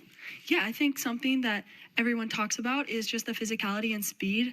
And I think that'll be a really fun thing to learn and grow in. And I think, you know, just coming into the league with an open mind and, you know, wanting to learn, wanting to just continue to elevate your game is something that's going to be really important. So I'm looking forward to doing that. Being a sponge. Staying in the second row left, Gianna. Hi, John. Thank you for taking the time. Jeff Maglichetti with ballslife.com. What does it mean to enter this league at this point in this class, post-CBA, one where it's apparent that players will fight for this generation and the next, as well as having a league that's willing to talk with its players and negotiate like this? Yeah, I feel so incredibly grateful for all the women that fought for what they've earned. I mean, just to see what they've done for the past 30 years is incredible. So to know that there's women I can look up in the league that are willing to do that, I think it helps me want to do that and continue to grow the league as I step into it. All right, Gianna, next question will come from the left side of the room, all the way in the last row. Gianna, congratulations. Thank you. Who are you most excited to play against in the WNBA? I'm excited to play against anyone. I think when you play against familiar faces, that's pretty fun. So maybe some of my old teammates, but I'm just excited to play against anyone and learn and grow. Gianna, That's a next safe answer. question will come from the right side of the room in the second row. Hi, Katie McInerney, Boston Globe. Congratulations on getting drafted, but obviously Connecticut will be moving to Houston after this season. Is that a story that you followed? And what are your thoughts about having to enter a kind of complicated and unique situation like that as a rookie? Yeah, I definitely know that I've seen it in the news that they're moving. And, you know, I'm just going to kind of go at it one day at a time and kind of focus on this year. But I think if they believe that's what is right to grow the league, then that's exciting. And I'm just willing to, you know, be part of any opportunity that there is. Gianna, this will most likely be our last question, or possibly two more. Fourth row, right center, Gianna. Hi, over here. Lauren Nardi, Front Office Sports. So I wanted to ask you, well, UCLA is cleaning up the draft tonight. So one of the hardest parts with leaving college is the relationships you have with your teammates. So how does it feel now knowing that you're going into the league with so many of your teammates? And what's it going to be like to play each other at this level? Yeah, it's really special. I think, you know, it makes the transition a little bit smoother because, you know, their experience isn't the same thing. So when you can lean on them in tough moments, that feels nice to have someone like that. So I'm so proud of all of them and just grateful I got to do this journey and continue to do this journey alongside them. All right, Gianna, one more question. I promise this will come from the left side of the room all the way in the back. Sorry. Hi, Brian Mahoney from the Associated Press. Congratulations. Thank you. Along those lines, you guys seem like such a close team. Yeah. Have you tried to spend any extra time together this weekend while you're all here? Have there been any goodbyes yet? Or have you thought about we're going to have to say goodbye or that kind of thing? No goodbyes yet. We definitely have spent some time together and we're going to, you know, spend some time together tonight. But yeah, those girls mean the most to me. And good thing we live in this day and age and we have phones. So hopefully we'll keep in touch and obviously we'll see each other around. So I'm just so proud of them, and I just feel grateful to have them alongside me.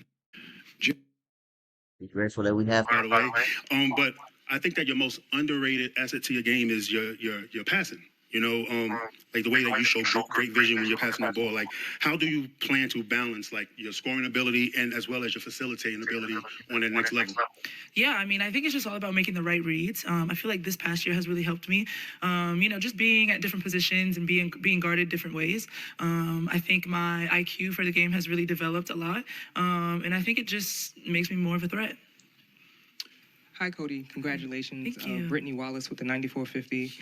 You were extremely vulnerable in the Anscape article revealing to the world about your PCOS diagnosis. Can you talk about how that experience has helped change or shape your perspective around nutrition and health? and how that will carry over into your preparation and training going into the W season? Yeah, honestly, I think it's really allowed me to explore with different food options.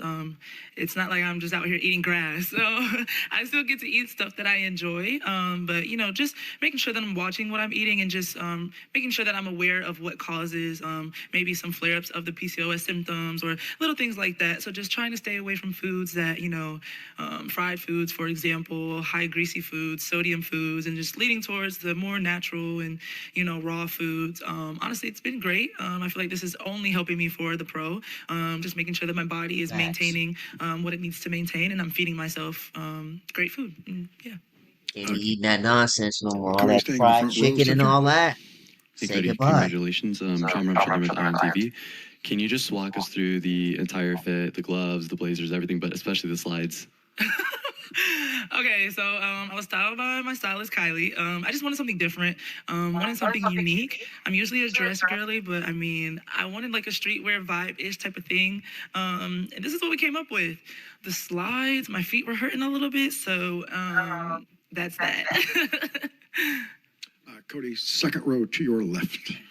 Hi, Cotie. Congratulations. Gabe Zota from Sideline Sports Network. You're joining a Washington team now that is just full of young players. You had a couple of first-round picks last year that made great strides. Now you got 2 other first-round picks this year to kind of be along with. What do you make of that and kind of that opportunity to be alongside so many younger players in this league?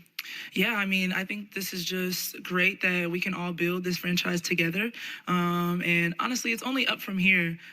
We still have some great vets who have been there, Shakira, and we still have people to learn from. So I think this will be good. Cotie, next question. Center, second row, right in the center. Congrats. I'm Catherine Cox with WFUV Sports. You're the 5th Ole Miss player to ever get drafted in the first round of the WNBA draft. What does that mean to be able to represent your college and to come in here and to really boost your college, I think, in that prospect run? Yeah, it's been an honor. Me and Cotie made a promise to each other, and we were going to help each other do whatever it took to succeed. She promised me a successful season. I promised her a successful season. So everything I did was not only for me, but for my team and my coaching staff, and then also the university as a whole, the program as a whole. Cotie is wanting to build, and I feel like I'm only helping her continue to build. Cotie's first row to your left. Cotie, Howard Magdal at the 9 Sports. Good to see you and congratulations. Thank you. Wondering if you could take us through conversations you've had with Washington and just who you spoke to over there, what the role is that they're viewing for you when you guys interacted. Mm-hmm. Yeah, I talked to head coach and I talked to defensive coordinator. I feel like the biggest takeaway for me was them instilling what I'm good at and making sure that I continue that and I never lose that. I have a very strong downhill game, very fast-paced game in transition. So they just wanted to make sure that I knew in my head that to never get away from that and continue to just working on my strengths, continuing to use my strengths. I would feel like that was the biggest takeaway for me. That really kind of gave me security. And then 2, their player development, just hearing great things about that. I'm just really excited to build with them and learn and accept the new role. All right. All right, so there's Cotie's. Professional offense from day one. Yeah, it's crazy, honestly. And you're talking about a team that could possibly win the championship. I think it's crazy, but they have a lot of vets that I can learn from, and they're winners. Everybody on that team likes to win, and I think that's what makes that team special. So to go to a program like that has the same mentality as me of winning is phenomenal. Raven, we're going to switch sides. We're going to go to the left side of the room, row 2. Hi, Raven. Congratulations. Gabe Zota from Sideline Sports Network. A lot has been made about your leadership and how you have a great basketball IQ. Just moving on that leadership from the college level and now being able to potentially carve your role as a leader in the WNBA. How do you see that transition going, and who do you think you'll learn from the most to make the most out of your leadership skills? Yeah, Leah Boston, Caitlin Clark, Kelsey Mitchell. I think I learned a lot from them. I'm gonna be a sponge. I'm probably gonna be a gnat too because I'm gonna ask them a lot of questions. I'm probably gonna get on their nerves too because of my personality. I like to joke a little bit, but honestly, they win. They like to win, and I think that's really big when looking at a program like that. And like I said, they have a chance of winning the WNBA, so I'm happy about that. Raven, we're going to stay in row 2 on the left side of the room once again. Hi, Raven. Thanks for taking the time. Jeff Maglicetti with ballslife.com. Congratulations. Indiana is a place that, like you said, is jam-packed with veterans. So what will be your first question to any of them, not just Leah Boston, but any of them, and how will your unique skill set prevent you from getting lost in the fold in the early going? Yeah, I'm gonna ask them a lot of questions. It's not gonna be just about basketball too, but I'm gonna just get to know them. Just try to see, how it's like being a pro. They went through, their rookie seasons and they excel at it. They did pretty good. So I'm gonna ask questions like that. But I'm glad to play with people like that, honestly. Thank you. Raven, staying on the left side of the room, front row to your left. Hi, Raven. Howard Magdal, the 9 Sports. Good to see you again, and congratulations. When Aaliyah left South Carolina, she talked about it being your team. And I know we talked a little bit about this, but how much of this full circle moment has really hit you yet that now you get to play in the pros with her? And specifically, if you can talk about the connection you have with her and how that's going to help inform your rookie season ahead. Oh, it's so crazy. Like, she has taught me so much through my college experience. She taught me what pro habits were. She taught me that you have to bring those habits every day to practice. Not in basketball, just being a great human being. I think that goes a long way. She taught me those things. Her role, her leadership, her role model, it goes a long way. Like, she is a phenomenal person. She instills so much in young people. And there's no way you don't want to play with somebody like that or just look up to somebody like that. But not even that. They have other women on that team that's phenomenal women on and off the court. So I think that plays a really good part of the Indiana team, and that's why they're so good, and that's why they win a lot. Raven in the center, fourth row. Congratulations, Raven. This is Douglas Brown, Yahoo Sports. Can you describe the feeling it was when you got your name called and then being immediately greeted by Dawn Staley? Oh, I did not think I was gonna get my name called. I'm be honest. I was like, why is all these cameras coming in my face? But when they called my name, I was like, me? At all? Like, I thought I would have been a lower pick, honestly, but it's a blessing. See, even Raven thought so. Raven thought she was gonna be at least like 13, 14, even 15. She went top 10. The fever. Told y'all, chat. Raven staying another year, that was beneficial to her. Absolutely.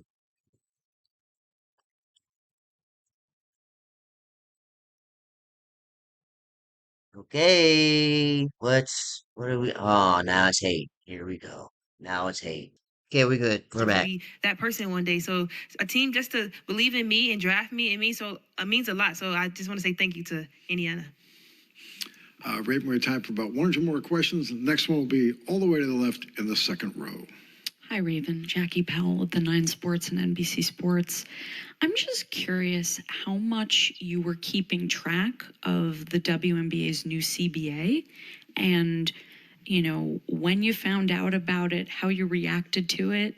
But also what I want to know is how much did you know about the life of a WNBA player before this big CBA? Yeah, it's crazy. This weekend, I learned a lot about the CBA. I learned a lot about what the players went through, which I had no idea about. They were telling me about the money, the salary they were making, and I was like, "Wait, you guys put blood, sweat, and tears just like the men do.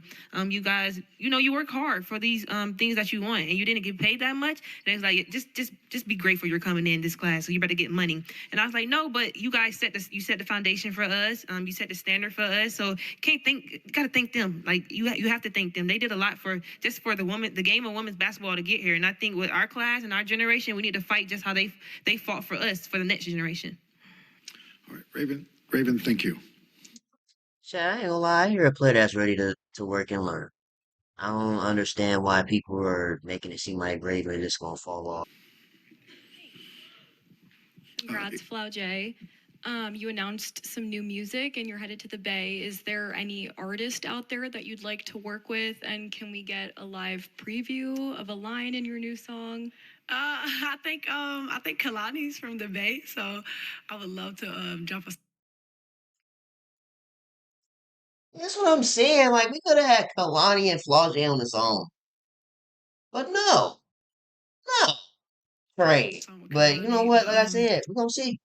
We're gonna see. My new song, I said, from the court to the booth to the front cover of Vogue. So I feel like that's like a vibe tonight as far as like my outfit goes. But yeah, I'm super excited. Flaujae staying on the left side of the room in the second row. Hi, Flaujae. Thanks for taking the time. Congratulations on being drafted. Jeff Maglicetti with ballslife.com. You obviously know what basketball pressures like spending all that time in Baton Rouge, and now you're going to a Golden State team that's looking to capitalize on an unprecedented expansion season. How did you embrace that pressure with LSU, and how is it going to help? How did it help you prepare for your time with the Valkyries now? Yeah, I think it's just about that preparation. In Baton Rouge, you play in front of at least 10,000, 11,000 every game. You know what I mean? So I feel like, pressure from the fans, pressure from everything. But it's about how you look at it. I think pressure make diamonds, and I'm super excited to come and add what I can. All I want to do is add value, and I feel like any place that I come add value to is going to elevate. Flaujae, staying on the left side of the room, row 3, if you would raise your hand. Flaujae, Leochano from Forbes, congratulations on getting drafted tonight. You're going to Golden State, which is going on their second season. Is there more or less pressure going into a newer team, and how much does that weigh on you going into a franchise that's yet to really leave their mark on the league? I don't think there's any pressure for me. I'm a rookie. I gotta learn. I don't know what I'm going into right now, but no, I don't think there's any pressure. But I don't really look at life like that. I look at life like you compete and you try to be the best, and you go out and you put your best foot forward. And if you do that, there's no pressure with that. You know what I'm saying? It's just preparation, I believe. Flaujae, we're going to go to the right side of the room, standing here. Hey, Flaujae, it's Meg Hall with USA Today. Good to see you again. I just saw you a couple of weeks ago at LSU, and we were talking about this day happening, and you mentioned that you were super excited, but I wanted to know, how has it been, this whirlwind of emotions today, and balancing all of that with realizing your name just got called on that stage? Yeah, it still kind of hasn't hit me yet, I don't think all the way, but just totally grateful. Having my family there, my little brother there, that was everything to me. But I'm very excited. Just coming from college to now the pros. I'm officially a drafted pro, so it means a lot to me, and I just want to go and make an impact. From the rap game to the WNBA. Flaujae to your right in the first row.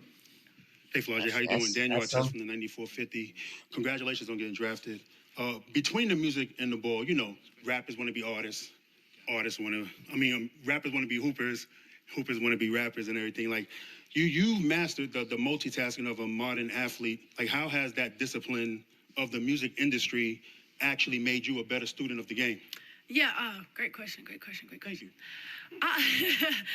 I think just being disciplined in all aspects, being disciplined and consistent no matter the outcome, right? So then you become more process oriented. So I believe that it allowed me to focus on the process more rather than the result. In basketball, you can't control anything but, the process and what you do and what you put into it in your mental. So I feel like the discipline and then the mindset in it, you can only control what you can control. And I think that's kind of how they both balance out and how the basketball pours into the music. Flaujae on the left side of the room, second row. Congratulations, Flaujae. Gabe Zota with Sideline Sports Network. You mentioned that you wanted to help out with the marketing side and the social media side of it all. Obviously, with the WNBA continuously expanding, how do you feel like you could help, especially with being a big, strong suit on that marketing aspect? Yeah, I just have a lot of ideas. I like to make stuff go viral. You can tell by my social media, you can see the numbers and stuff like that. But I feel like in that way, I can have an impact. Also, in the culture, I think that's very important when you talk about marketing. It's something that I went to school for and I studied. So I feel like I can do that at a very high level, and I'm excited to see what I really can do. Flaujae, if you would, front row center. Hey, Lloyd Carroll from the Queens Chronicle. I first learned about you watching a Prime Video documentary, Meal Ticket, about the McDonald's All-American game, which didn't go all that well for you, from what I remember. Did that affect you, in the short run? Did it motivate you? I'm just curious because it made it look like it was pretty devastating at the time. So I'm just curious how you dealt with it after. Yeah, it was devastating. And I haven't watched it yet because I do not watch myself back on nothing. But, I seen the commercial. But it was. I ended up breaking my finger in practice of the McDonald's game, and I played terribly. But then right after that, we had the Jordan Brand Classic, which was all the same players, and I came back and I won MVP. So when I'm in a situation where I feel like things aren't going my way, I use that to motivate me, you know what I'm saying, in the next situation. And that's what life is about. Sometimes you're going to fall, sometimes you're going to stand tall, but you got to keep going. One thing about Flaujae, she'll play in those classics. McDonald's, Jordan, I think she was part of the Iverson Classic too. All right, this will be our playing last some question. classics, Flaujae, if you would, center row 3. Hi there. Congratulations, Flaujae. Sarah Germano with Sportico. Just wondering for your perspective, obviously you guys are the beneficiaries of the new CBA. You will be part of the best compensated rookie class in the history of the league. Curious for your thoughts, like to what extent you were paying attention to that process play out. And again, just being the beneficiary of it now, and again, being the best compensated rookie class, what your thoughts on that are. Yeah, no, I was just like, can I please have a rookie season? I was hoping there was not going to be a lockout, you know what I mean? But they handled it, the union, they negotiated, and they got what the league deserves, what the players deserve. And I'm just blessed. I keep telling everybody, I'm just blessed and grateful to be able to come at this time. It's the 30th season, right? And so my goal is to leave it better than I found it, right? And I think for the next generation and the next hoopers that's looking up in like middle school, like they can see like this was a moment, and then now we got to take it and run with it and make it better for them. So that's the goal, and I'm excited to even be in a space to be able to accept that. Like, it's a gratitude thing, but it's also a responsibility thing. So I have that responsibility, and I'm taking that with full force. Flaujae, thank you. All right, chat. Well, again, we'll see how the trade goes out. The trade turns out. I mean, again, Seattle, they needed a shooting guard after losing Skylar and Gabby and NECA. So I guess Seattle did low-key finesse the Valkyries out of a potential sixth woman of the year. And Flaujae, because we already know VB, which I forgot to say earlier. VB and Tip Hayes are started. But again, Flaujae could have been our sixth woman off the bench. But it is what it is. Flaujae will be starting in Seattle. No matter where she goes, she'll be starting for the So, again, we'll see how that. First off, just want to say thank you all for being here. Thank you all for covering us, for covering the sport. It means a lot. Just super excited to get to Toronto. This was, a really special moment for me, and, can't wait to meet the organization, meet my teammates, and, want to thank my family, thank everyone else for getting me to this point, and can't wait.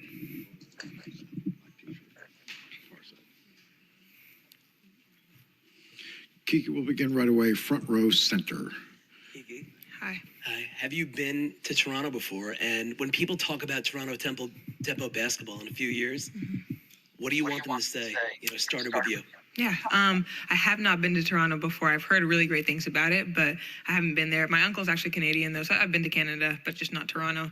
And, I think in a few years, I just want people to say that, this is a really high-quality organization. It starts with the leadership from the players, from the staff, and I want people to say that, this is one of the most well-run places, that we compete at a high level, that we have really great values, and, yeah, I'm just excited to get there.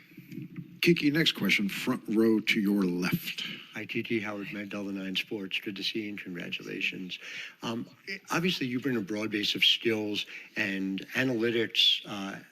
Folks have loved your game for a long time. So I'm just wondering what it means to you to go to a place like Toronto where, Monica and Eli, and, there's such an analytics drive there. How much do you think they really were able to see your complete game before picking you? Mm-hmm. Yeah, I had a great conversation with them before the draft, and, I think they really emphasize their values. I feel like they've been able to really appreciate a lot of things I do in my game. I can tell that they've studied me a lot, and they know the player that they're getting me, so that's something that I really appreciate. I'm excited about, and, just to be in an organization, to step into an organization with really high-level leadership is something that's super important. I think that if a team doesn't have good leadership, it's hard, regardless of the quality of players, for them to be successful. So you can just tell from every interaction that I've had, from everything that I've heard, that Toronto is going to be a great organization, really well run, and it starts at the top. Kiki, staying in the left. I'm not gonna lie, Kiki got some money.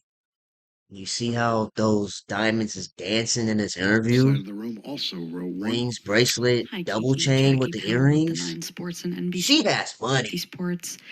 I'm just curious about how you were keeping track of what was going on with the CBA, and also how much did you understand about what life was like in the WNBA before this transformational CBA?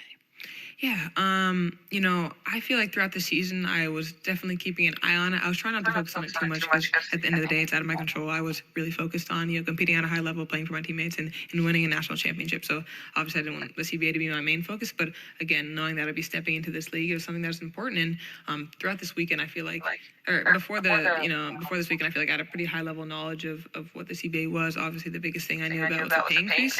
But I think after this weekend, we heard from a lot of, league leadership, and we heard from the PA, and we had a lot of great conversations. They kind of expanded on all the little details of the CBA and what the benefits are, the small things that, an everyday person might not know. And I think there's some really, really important, things that players are receiving in the, level, the quality, the treatment of players in WNBA is only going to get better from here. So just grateful for the PA to be able to, come to the agreement and just continue to grow the league.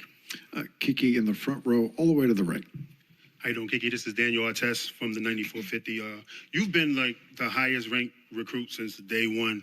Now that you're leaving college as a champion, like, how has your definition of leadership changed since your freshman year? Yeah, I honestly think freshman year I didn't know a ton about what it meant to be a leader at a high level, and I think each year in college I've been able to grow on that. And by the time I've graduated, I'm leaving UCLA. I feel very confident in my voice and what I'm stepping into and what it means to be a leader. I think it starts with leading yourself, being able to show up every day at a high level, and then from there it goes on to being able to inspire, to motivate, and to bring up others with you. And I think that's something that I take pride in. I take pride in being able to elevate my teammates, being able to help in any way I can, being a solid, consistent teammate, and that's something I, plan to do at the next level. Kiki, on the left side of the room, all the way to the back. Brian Moyer from the Associated Press. Congratulations. First team ever to have 5 first-round picks in the WNBA draft. Just what that sort of means to your place in history now. That 2002 UConn team was considered one of the best teams ever. You surpassed that now. Just sort of, what is that feeling like? I think it definitely demonstrates that being a selfless team, that maybe giving up individual stats for team success, that you can win with that formula, that you can still be successful. You can win at a high level as a team, but you can also achieve individual goals. And, we knew we all wanted to go to the WNBA. We all wanted to be pros, but, that wasn't the only focus during the season. It was winning. It was giving to each other. It was how can we be the best team possible? And in the process of doing that, we still got the results that we wanted to at the end of the day. And that's something really special. That's something that I think in this era of college sports, you don't always see often. People want to just be the star. They want to go to the school that will give them the most opportunity, maybe pay them the most. But I think at UCLA, we've really built a strong culture, and that starts with Coach Corey, that starts with our coaches and her staff, and just really appreciate the environment that they were able to create. All right, we have time for just 2 more questions because our next player is on their way. If you want to go to UCLA, there's a great 10, 15, maybe 20-second example of why you could consider UCLA. Kiki, we're going to stay on the left side of the room, row 2. Hi, Kiki. Gabe Zota from Sideline Sports Network. Congratulations on tonight. I was just kind of wondering, you're in a unique situation where your team's in its rookie year, you're going into your rookie year. So does it kind of mean anything different to you that not only are you making your first impact onto the W, but so is your team? I mean, this is a really special opportunity, incredible to be joining a team in its inaugural season. And, obviously there'll be a lot of learning from my standpoint, but I think it's also really cool that I'm stepping into a place that has a lot of experience in terms of the people that are already there, the players, the roster, the coaches. There's a ton of experience, a ton of experience winning at a high level. So for me to be able to step into that and learn from the people around me is something that I'll value. I'll take pride in, and it will obviously be a growth process. But I think we have a lot to compete with from day one, and excited to get the process started. All right, this will be our last question for Kiki because we will be joined immediately by Gabriela. Kiki, last question, second row to your left. Hi, Kiki. Thanks for taking the time. Jeff Maglicetti with ballslife.com. Working with Toronto, you'll be working with one of the top, with a former backcourt name in the W and a current backcourt coach in Sandy Brondello. So what have your initial conversations been like with Coach Brondello? And when you're on the practice floor with her, what do you want your first what's the first question you're going to ask her when it's time to take the floor? Yeah, no, really excited to meet her in person, and get up to Toronto. She is a really experienced, really veteran coach, and I think I'll just value the mindset that she brings to the game, and just be willing to learn everything I can. I think that's the biggest thing as a rookie. Be a sponge, learn from the people around you. We have a lot of great leadership there. The coaches are really strong. And I think just, conversations and how she can help me, how, she wants me to perform and how she wants me to just help the team in any way I can will be really important, and excited to start that relationship. We will All right. Gabriela, go ahead. Yeah, I just want to thank you guys all for being here. But I want to thank my family, my parents, my brothers, everyone watching at home for just always supporting me in this new journey. And I'm super excited to be a member of the Chicago Sky. All right, now she went crazy. She worked her way up to be top we'll five. to questions. As a Gabriela, we're going to lower start all the way in the back of the possible room MP. on the right. At least from the mock drafts, that is. Gabriela, congratulations. Valeria Rubrino, Grupo Asir, Mexico. As the third player of Mexican origin to get to the WNBA and the first Mexican-American brother-sister duo in the NBA and WNBA, you're already making history and proving to all Latinas in the world that dreams can be achieved.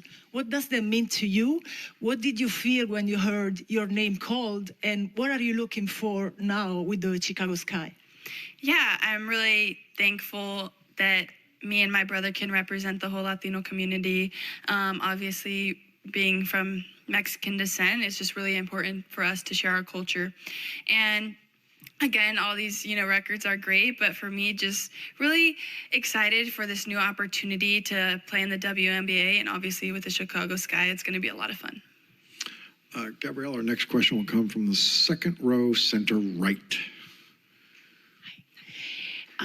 Congratulations. Thank you. Gabriela, Michelle Lafontaine, ESPN Deportes. And wow, yes, like she said, it's almost incredible that so few Mexican Americans have been chosen. But take us through that moment when your family was together, your parents and your brother was watching, when your name was called fifth in the WNBA draft by the Chicago Sky. Yeah, I think, there was a lot of anticipation leading up to that moment. And I was just really shaky. Like, I was just so excited. There was so much emotions. And then obviously when I heard my name called, I was just like, it's surreal. I know where I'm going, know what team I'm going to be on, where I'm going to move. And so that was obviously great. And I'm just so excited to play for Chicago and to have, my parents there, my younger brother Marcos with us was super amazing, cheering super loud. And then obviously my older brother Jaime joined in on FaceTime, which really meant a lot. And I just think we always are going to support each other that way. Gabrielle, W supports in the second row, center. Congrats again. I'm Catherine Cox with WFEV Sports. You had a lot of success in the NCAA championship. How are you going to bring your success in big pressure cooker moments to the Chicago Sky? Yeah, for me, going into every game, just doing whatever the team needs and doing whatever I can to help the team win. And I think for me, in pressurized moments, just staying calm, just having trust in the work and realizing that I'm meant for this moment, I have prepared for it. Next question, all the way in the back to the left. Hi, Brian Mahoney, Associated Press. Congratulations. Thank you. Can you just kind of sum up for you and your teammates the last, you probably just finished one party a few days ago, and here you are again now. Yeah, it's really honestly hard to sum up because there's so much. I think that we're just, on a high right now. We just won the national championship. A lot of us have also graduated college, which is a huge step and something to be super proud of, especially at UCLA. And then, we got to go to Jimmy Kimmel, Laker game, Clipper game, dance, have the celebration at Poly Pavilion. We went on Good Morning America this morning. Obviously, a lot of us are here at the draft. Yeah, they had a very busy weekend. Tonight being drafted, and it's just been such a special moment. And what I'm really most happy about is that we just get to share it together and just cheer each other on and be there for each other. Gabriela, to your left in the front row. Hello. Hi, Gabriela. Howard Mandel, the 9 Sports. Good to see you and congratulations. Thank you. When you think about the Sky, I'm just wondering what your conversations were ahead of time. Have you sort of taken a look at the roster of who's there and the ways in which you fit? You obviously are a bit of a Swiss Army knife when it comes to basketball, so I'm just wondering where you see that sort of on-court fit and what they said. Yeah, I think honestly, just the style that I play and my mentality, I think I can play with a lot of teams and I can fit well in a lot of systems, and just talking with them, just wanting to create an amazing team with great culture. And so I'm just excited to be a part of that. Thanks. Gabriela, staying in the front row all the way to the left. Hi, Gabriela. Jackie Powell with the 9 Sports and NBC Sports. I'm just curious how much you were following what was going on with the CBA while you were going through your senior season, but also I want to understand how much you knew about what life was like in the WNBA before this transformational CBA. Yeah, I think this CBA, I mean, I'm so thankful to be entering the league at this time in a transformational period of the W, and I couldn't be more thankful for that. At the same time, I did know, the previous one. I didn't know too much, honestly, but, Michaela Anyewere was on staff, and so she talked to us a lot and has been a great resource for all of us, and I really have appreciated her in this process. And I would just say that I'm just super excited for this new CBA and just excited to enter the league right now. All right, Gabriela, we have one more question, front row all the way to your right. How you doing, Gabriela? This is Daniel Artest from the 9450. Congratulations on everything. You played with a lot of poise in that matchup versus South Carolina.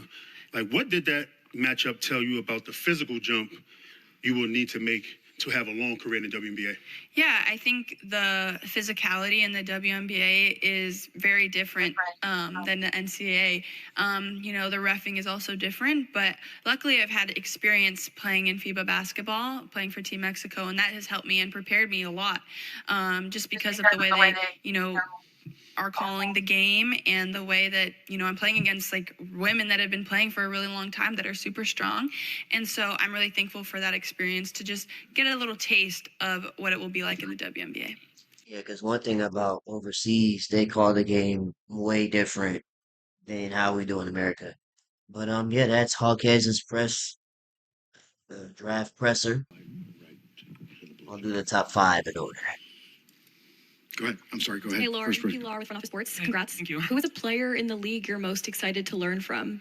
Honestly, probably Kiki. I knew it, Chad. I knew she was going to say Kiki because they have a chemistry already. She had an amazing in year at Stanford. DC, and she's someone I look up to, and I've looked up to for a really long time. And I had my freshman year with her at Stanford, so See, this is that's like what I'm a saying. amazing opportunity, and I know she's gonna help me a lot. So just really excited. That Stanford team is crazy. So you mean tell me they had Cameron Brink, Kiki Ariafin, and Lauren Betts? Oh my gosh! Lauren, staying in row 1 to your left. Hi, Lauren. Howard Megdal, That's the 9 insane. over That's here. insane Hi. heights. Hi, good to see you what's again. up? Well, congratulations. Thank you. Your fit in DC, obviously there's some clear young pieces that would seem to make a lot of sense on the court, but just take me through kind of what you see there and how you feel like you best fit on the court there. Yeah, obviously, I really want to bring a really big interior presence for them. And, any way that I can help out the team, honestly, I'm going in there, not trying to set the expectations too high for myself, but just wanting to really learn from everybody and help the team win games in any way that I can. And I'm just really excited to learn from all the vets on the team. I know they're amazing people, amazing players. So just really looking forward to, learning from everybody. Thank you. Lauren, to your left in row 2, all the way to the left. Hey, Lauren, Doug Feinberg, the AP. Good to see you. Congrats on getting drafted. Thank you. It went 3 straight UCLA players. Oh my Your 2 gosh. teammates right after you. I don't know if you got to see them as you were Oh, I on did. stage. I was, yeah. That's UCLA just pulled a Duke University. Yeah. What does that mean? I mean, there'll be more drafted later, but having the back-to-back with you, Gabriela and Kiki. They just three-peated as I far want to as say draft I'm picks. surprised, but I'm not, because I just know how talented all my teammates are, and they deserve every single bit of, this night. They've worked so hard, and I've seen their journeys, and these are like my sisters, and getting to watch your family do something like that is amazing. But I mean, this team is just so special, and, we knew the type of players that we had on the team, and to really just have this night really showcase all of the things that we've worked on all season is just amazing. So just really happy. Lauren, 3rd row, center left. Hey, Lauren. Hi. Congratulations. Calvin Milliner, Daily Mail. What does it mean to have your sister here watching you get drafted? Yeah, I mean, it's pretty surreal. She's just, I'm just so happy she's here. I'm happy all my family's here. But yeah, I mean, Sienna, this is something that we've talked about for so long. And, I remember watching the last drafts with her on TV. And so I think to finally be here and experience it with her is just, it's crazy. I can't really put into words. Facts. Yeah. That's an amazing feeling to have. Not just your family, but your younger sibling that you talked about getting drafted. It's your whole life. Boom. Our next question, right in It's the front amazing. to your left. Should be Hi, amazing Lauren. feeling. Thanks for taking the time. Congratulations. Jeff Maglicetti with ballslife.com. Just about an hour or two ago, Shakira Austin re-signs with the Mystics, and that's going to create some really good battles in the post during Washington practice. So, Yeah. I mean, how is your unique skill set going to mesh with hers as you guys press forward on the road ahead? Yeah, I'm excited. You know what? Every single practice is definitely going to be great competition, and I feel like we're truly just going to make each other better. And I'm excited to learn from her. You know, she's established, she's an amazing player, amazing person, and I know that I'm going to learn so much from her. So I'm really looking forward to seeing how we're able to play with each other, how we're able to connect, and just continue to make each other better. It's going to be really fun. Thank you. Thank you. Lauren, to your right in the front row. How you doing, Lauren? Daniel Artest from the 9450. What's the one part of your game you think WNBA scouts, players are sleeping on when it comes to you? I think defensively, being able to switch out on guards, that's something I take a lot of pride in. You know, I've worked really hard all preseason long to be able to move my feet on the perimeter. And so I think that's going to be really helpful for me moving forward, especially with the amazing guards that the W has. So I'm just going to continue to keep getting better in that aspect. Lauren, next question. All the way to the back, standing just to the right of the cameras. Hey, Lauren. Alex Flum with DC News Now. We'll see you down there in DC soon. Congratulations. Kiki and Sonia had so much success as rookies last year. So how excited are you to have that opportunity to learn from them, get in there and have success yourself and be a part of what the Mystics are building there? Honestly, like those are my two friends that, you know, I've known for so long. So I'm really excited just to like catch up with them first and foremost, but as well, yeah, also playing with them and learning from them. And yeah, they've had two amazing seasons, both of them, and so proud of them. And I know they're going to help me so much. And so I'm going to ask them all the questions, probably get on their nerves, but just really excited and can't wait to see how we play together. So I'm really looking forward to it. Number two. Lauren, this will be our last question. It'll come from your right in the front row. Hi, Lauren. Congratulations. Brittany Wallace from the 9450. You had a dominant run in the NCAA tournament, averaging 21 points, 9 rebounds, and almost 3 blocks.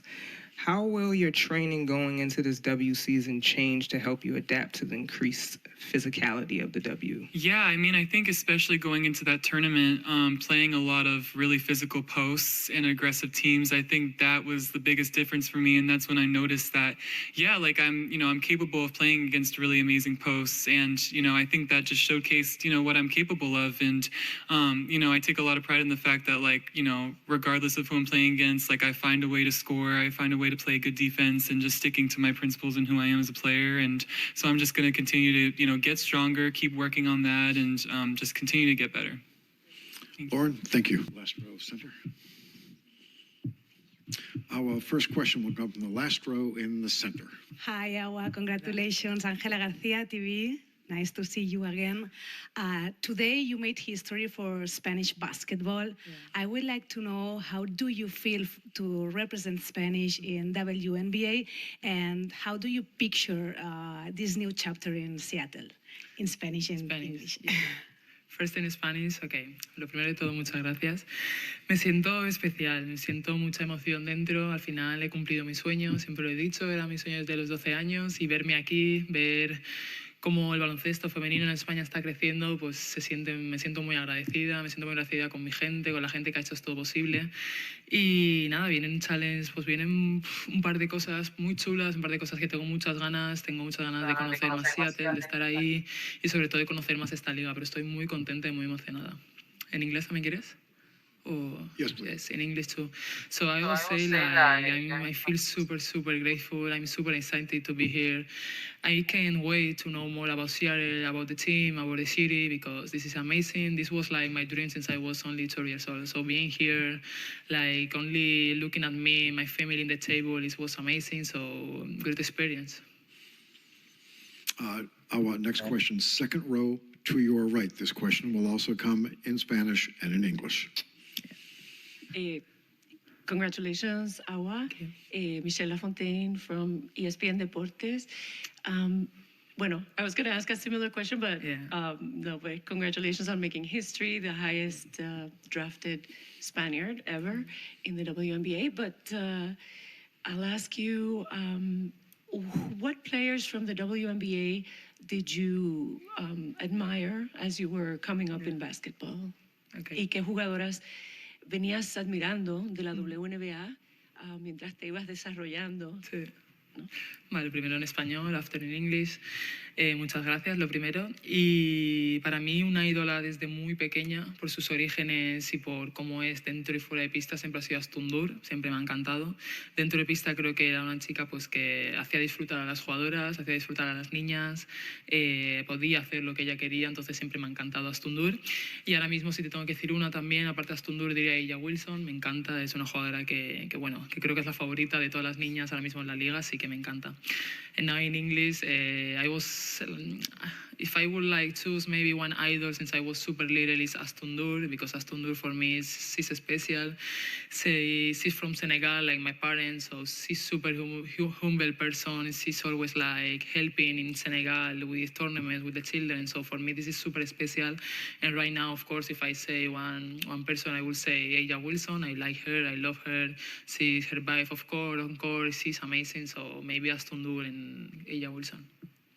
All right, thank you, Awa. Our next two questions will come from row two, both on the left side of the room. Hi, Awa. Congratulations. Gabe Zoda from Sideline Sports Network. You're heading into a Seattle situation where they just lost a couple players, and some people are saying they're going into a rebuild situation. But how do you kind of embrace that situation on your end, especially working with players like Azzi and Dominique Malanga? I think it's going to be fun, you know. I think that being like a center, but I think that I can play like a power forward too, and practicing all the time against and with Dominique Malonga or with Azzi, I think it's gonna be fun. I think we can be like a great duo or great three, like three people. We are big centers. We can move faster, so I think it's gonna be super fun. I was staying on the left side of the room in row two.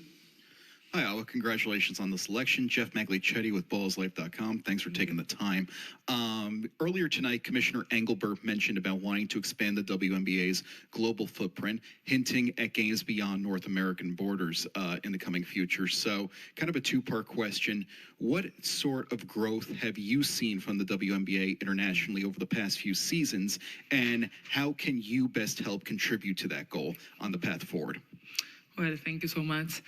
Well, I think, for example, right now the WNBA is being a good help for us. I think we need to be proud to being here in the W. I think the players are gonna like help each other. We're gonna look like for this league beat one of the best league, or for being the best league on this right now.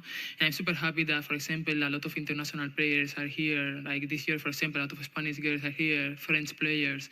You know, it's nice. Like being in the W is growing up. It's nice to looking like a lot of players around the world is playing the W. And this is because the W is doing well her job. All right, we have time for two, maybe three. I don't want to make a promise. Questions. Awa, to your right in the front row. How you doing, Awa? This is Daniel Artest from the 9450. What has your time with Valencia Basket taught you about the chess match of professional basketball that college doesn't show? Yeah. You know, Valencia for me is super special. Valencia for me is like my second home. I was arrived only in Valencia when I was 12 years old, and when I was like 15 years old, I started playing against professional basketball players in the first league.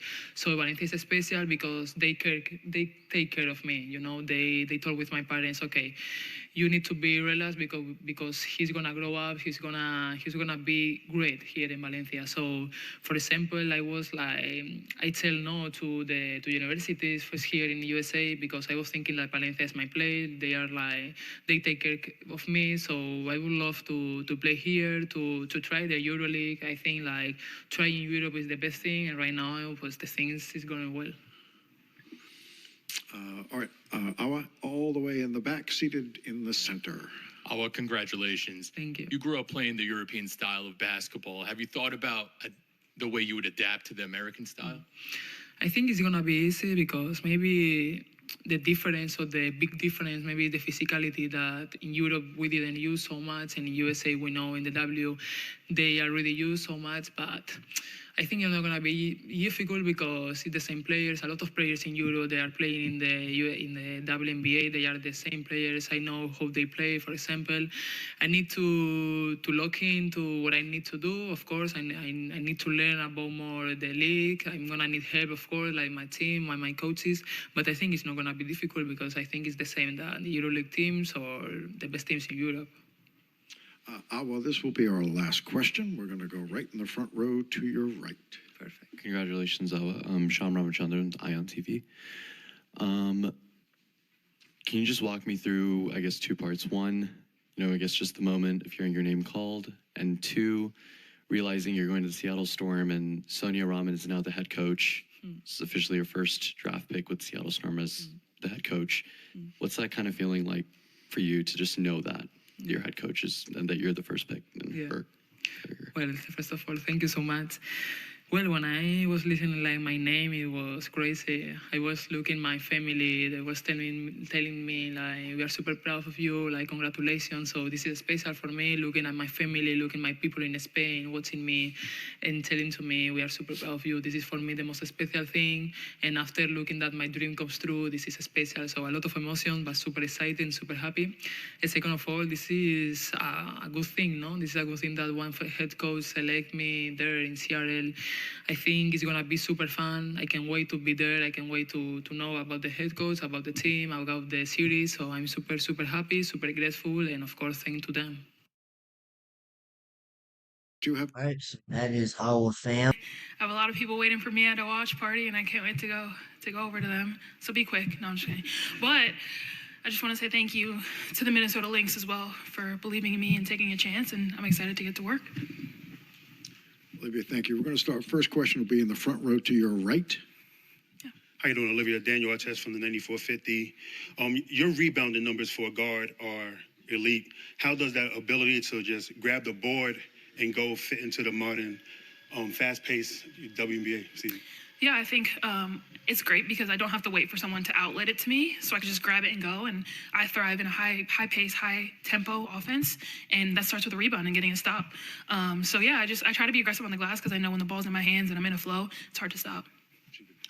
Olivia, to your left in the front row. Olivia Howard, Magdal, the Nine Sports. Good to see you again. You too. Congratulations. Thank you. To be part of a Minnesota team that has sort of a legacy at point guard, especially with Lindsey Whalen, just take me through what it means to be the next person in that line.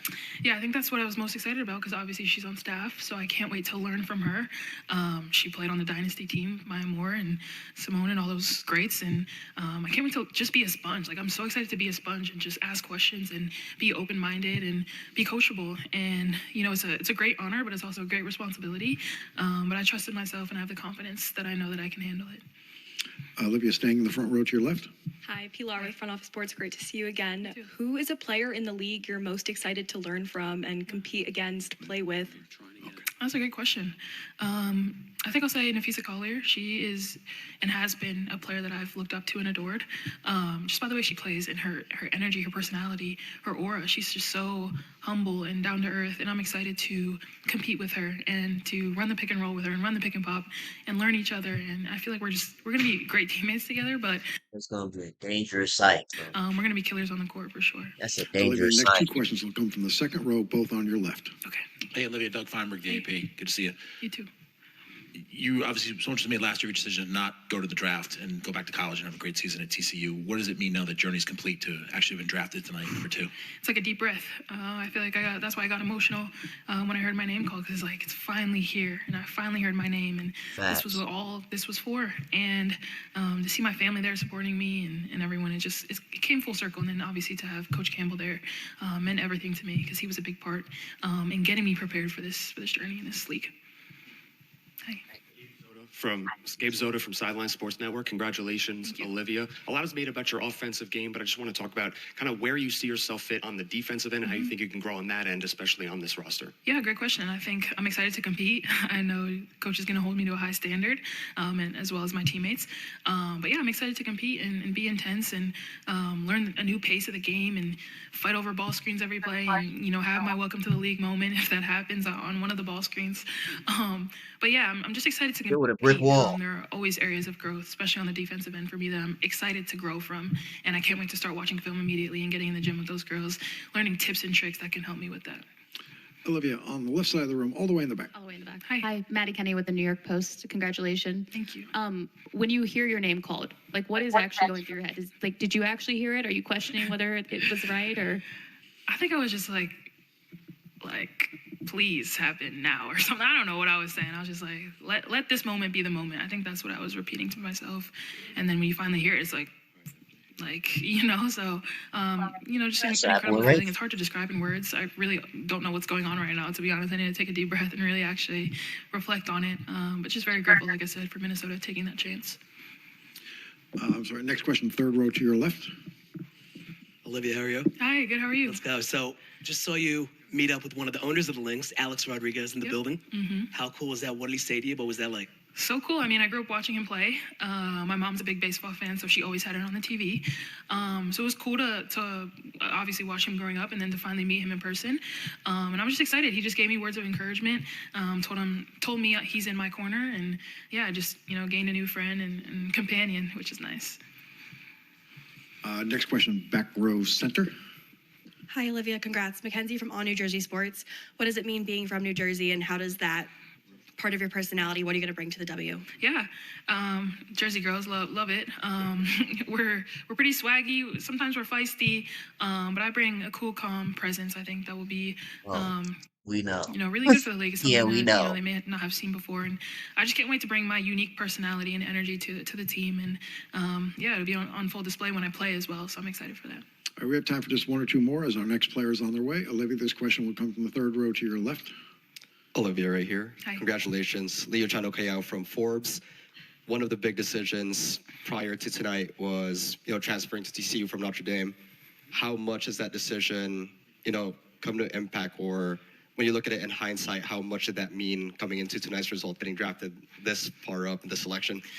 Yeah, I think TCU, it's just so hard to describe what TCU did for me. It's beyond being a number 2 pick. It's life stuff that I got better at, mental and spiritual things that I needed to work on, and confidence and believing in myself. You know, I think this will carry me for the longevity of my career, and TCU enabled me to be vulnerable and be myself and lean into the people around me who have my back no matter what. And it's just been an incredible ride and has prepared me for this moment. And like I said, will prepare me for the rest of my life. So, good question. This will be our last question for Olivia. Front row, Olivia. Yes. Boy, Carol Queen's Chronicle. You're one of the few basketball players who wears glasses all the time.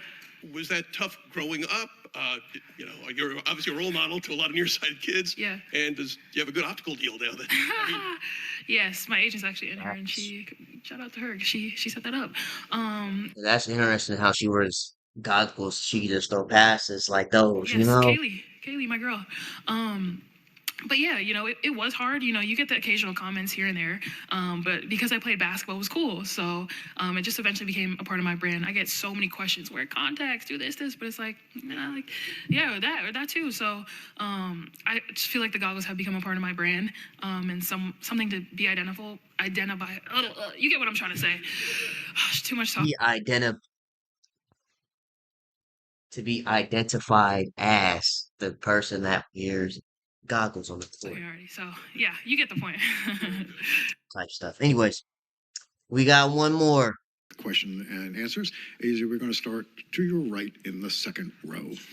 Maggie Benoni, CT Insider. Azzi, congratulations. You've been dreaming about this moment since you were a kid. All that you've been through. What did it mean to finally hear your name called tonight?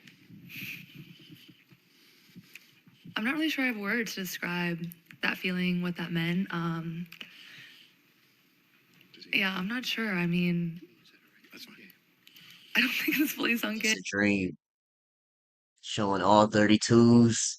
Just like Sarah said, showing the American Girl teeth. You know, It is you nothing I can't could have explain it. imagined. The feeling sitting there with my family, with Morgan, hearing your name called, getting to walk up there, it's such a surreal feeling. I'm so grateful. Azzi, staying to your right in the second row. Emily Adams with the Hartford Current. You're in a pretty unique situation being a second-generation draftee. What was the conversations like with your mom coming into tonight, and what does it mean to kind of carry on that legacy? I mean, they're just so proud of me. You can see that in how they show up for me every single game and how they're here. I mean, this weekend you would have thought that my whole family was getting drafted, how invested they are and everything, which I'm so grateful for. But to be able to share this moment with her, with all of them, is super special. And I feel like the conversation has just been how proud they are of me and how they want me to enjoy this moment and soak it all in and how I deserve it. So yeah, that's been my goal, is to just take it all in. It's been a whirlwind of a weekend. This weekend has felt like a week. I was talking about yesterday and I was like, wait, that was only yesterday? So just trying to like really soak it in, trying to journal, trying to remember everything I can, because I've gotten to meet some incredible people and get some incredible advice. Azzi, to your left in the second row. Okay. Gabe Zota from Sideline Sports Network. Azzi, congratulations. You recently talked about your faith in recently getting baptized. I was just wondering what you think, or what you're trying to get out of your faith, and how you think it'll help you in your WNBA journey. Yeah, I mean, my faith has already helped me tremendously just this last year and a half, and I think being able to be rooted in Christ and have that as my foundation already, I've seen a tremendous change in myself, and just sense of peace and feeling lighter, not having to hold things and carry everything on my own. So I think just having that kind of foundation going into the W will only put me in a better position, because I know change is going to hit me like a truck. Things are going to be hard. I'm going to have to learn. I'm going to have to adjust. And I'm looking forward to all of that. But being able to do that, knowing I'm not alone and I'm not doing this by myself, is definitely going to help me get through everything. Azzi, right in the center, row 2. That's amazing to hear that, Azzi. Don Memori, Hartford Current. The Azzi, cottage cheesers will love that. can you had an opportunity Love obviously to to hear play that. with Paige before you got to UConn. Eventually you got to play together at UConn, won a championship. How would you describe the kind of unique chemistry that you two have on the court? Yeah, I mean, Paige is an incredible player. Everybody knows that. She's someone that makes playing basketball easy. And so I think just the prior experience, knowing how to play with her, play off of her, will only help going into this. There was something else I was going to say.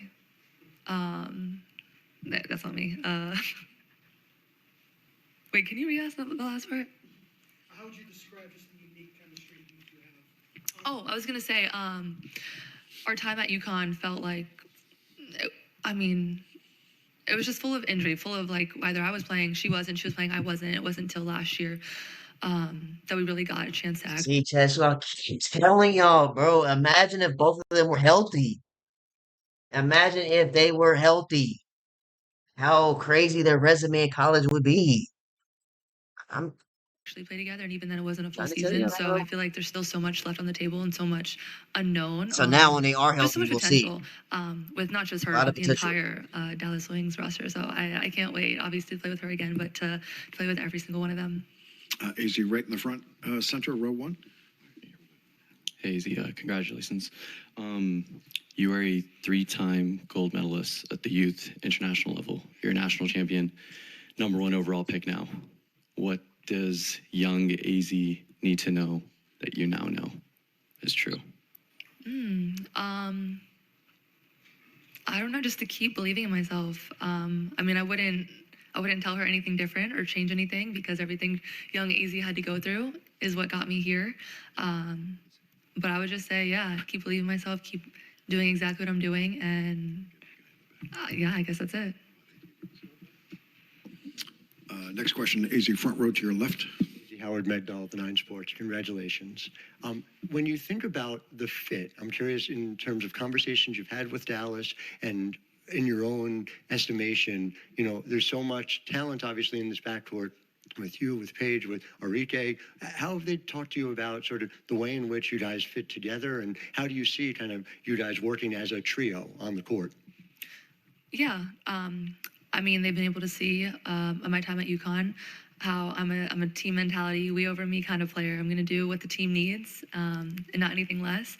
So they know what to expect from that aspect, but I know how to play with great. All right.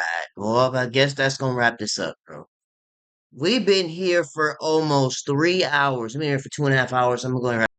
All right, Chad. So before I leave, I almost forgot about this. The snubs of the draft. So players like Reagan Beers not being drafted. Very interesting. I mean, she's had a very solid college career as far as going from Oregon State to Oklahoma. So not seeing her be drafted is very interesting. Who else? KD, Kara Dunn not being drafted. Okay. And then Hannah Stalky, Hannah Mayer, Hannah the Stallion not being drafted. I know a lot of people wanted to see, or at least make sure that we have Caitlin and Hannah Stokey as teammates again. But again, these players could always work out with the teams later on when it's training camp time to prove their final spot on the team. But, there are a few more of these shorter clips that we can look at.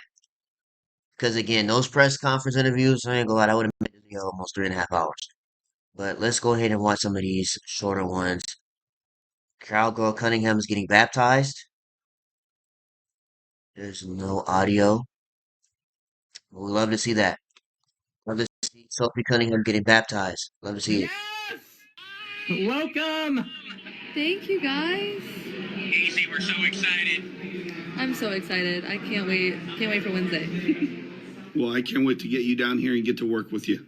I'm so excited for you. This is something that you've dreamt about, that you've been working your whole life for. And I am so excited to be your coach here in the W. Thank you. Thank you And that's what matters. for giving me this At the end of the opportunity, day. for believing in me. How nervous were It's the you? belief. Did you enjoy it? I did.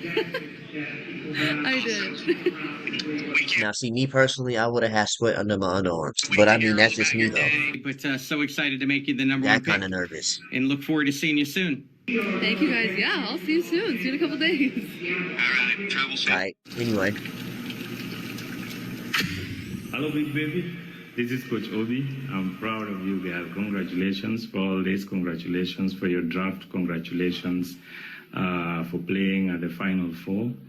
Congratulations. You dreamed this and we put in work. This is just the beginning of good things, girl. Keep going. We are very proud of you and we'll always, always have your back, girl. Keep going and congratulations again. See, it's moments like this. That's what it's all about.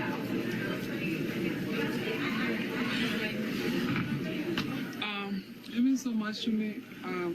It shows how much people back home appreciate me, and I mean they've been there throughout my journey. They really know how much I've been through and what it takes to be here, and I'm so much grateful to them. Tight.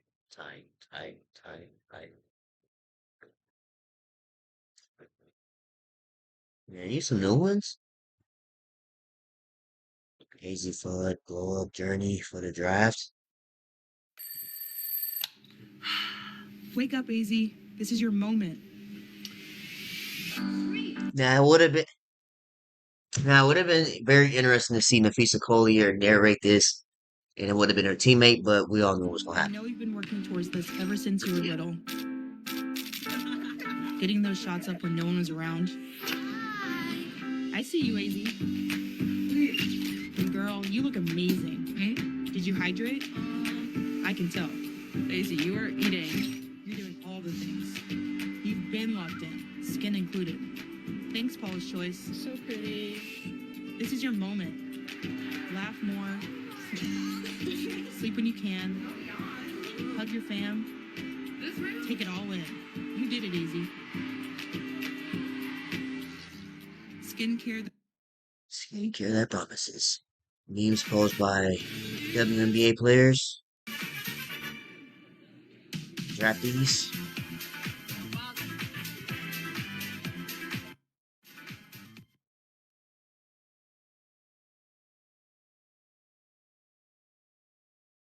Oh? What? This is gonna be memed. I'm not gonna lie to you. This is a good meme right here. Both of them, actually.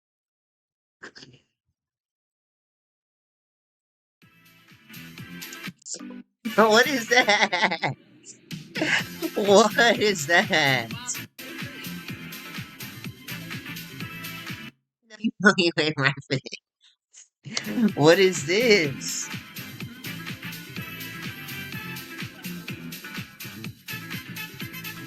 Oh.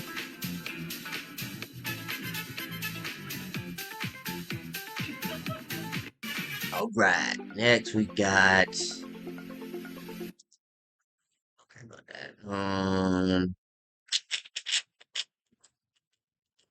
Replace. We'll watch this for Doodlich. We're not gonna watch the press conference, but we'll watch this stuff. It just brings me a lot of joy and a lot of comfort. Knowing if I have a good day or bad day, she'll be there for me and I'll be there for her. And just, obviously her being my former teammate and my current teammate still. So that's just super exciting. I'm honestly really excited to play with her now. It just brings me a lot of joy. I did see a little bit that said that her role is more than likely going to be different, which is true. There's a lot of players. Roles in this draft is going to be different as far as their role in production, what they bring to the team. Anything else?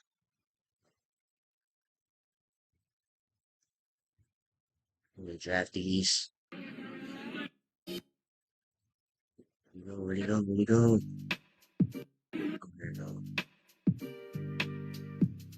Chad, who do y'all think was the best dress out of this class this year? UCLA, this is South Carolina, it's TCU, that is Ole Miss and UConn, there's Flaujae, Awa Fam Interview. Okay, they got that on. I can't even hate. They got that on. Whoa! No, yeah, no. Yeah, we off that. No. We gotta keep this train going. Let's go to God game. Now y'all didn't see that, bro. I ain't gonna lie. That was crazy. That's a crazy thumbnail that they chose too. But let's keep it pushing. This has to be the cutest video ever. WNBA.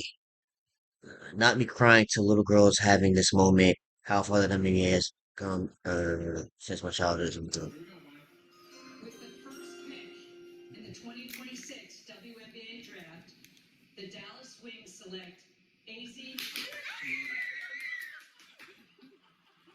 Oh, little cottage cheese. We're happy to see Ace drafted first. Love to see it. Anything else?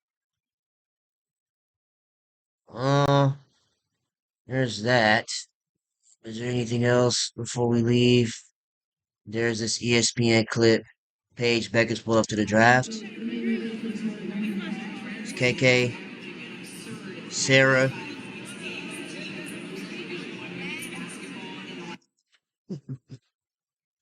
It's such a Sarah Strong meme. By the way, I never brought this up too. I haven't had a chance to bring this up. But shout out to Sarah Strong for winning the Wooden Award too. Adding another award to her collection of awards from this last season. But yeah, I think that's everything that we need to cover as far as the WNBA draft goes. That being said, I'm out here though. Make sure you guys like, comment, and subscribe to the channel. I appreciate it. And yeah, I'm gonna see y'all in the next video, man.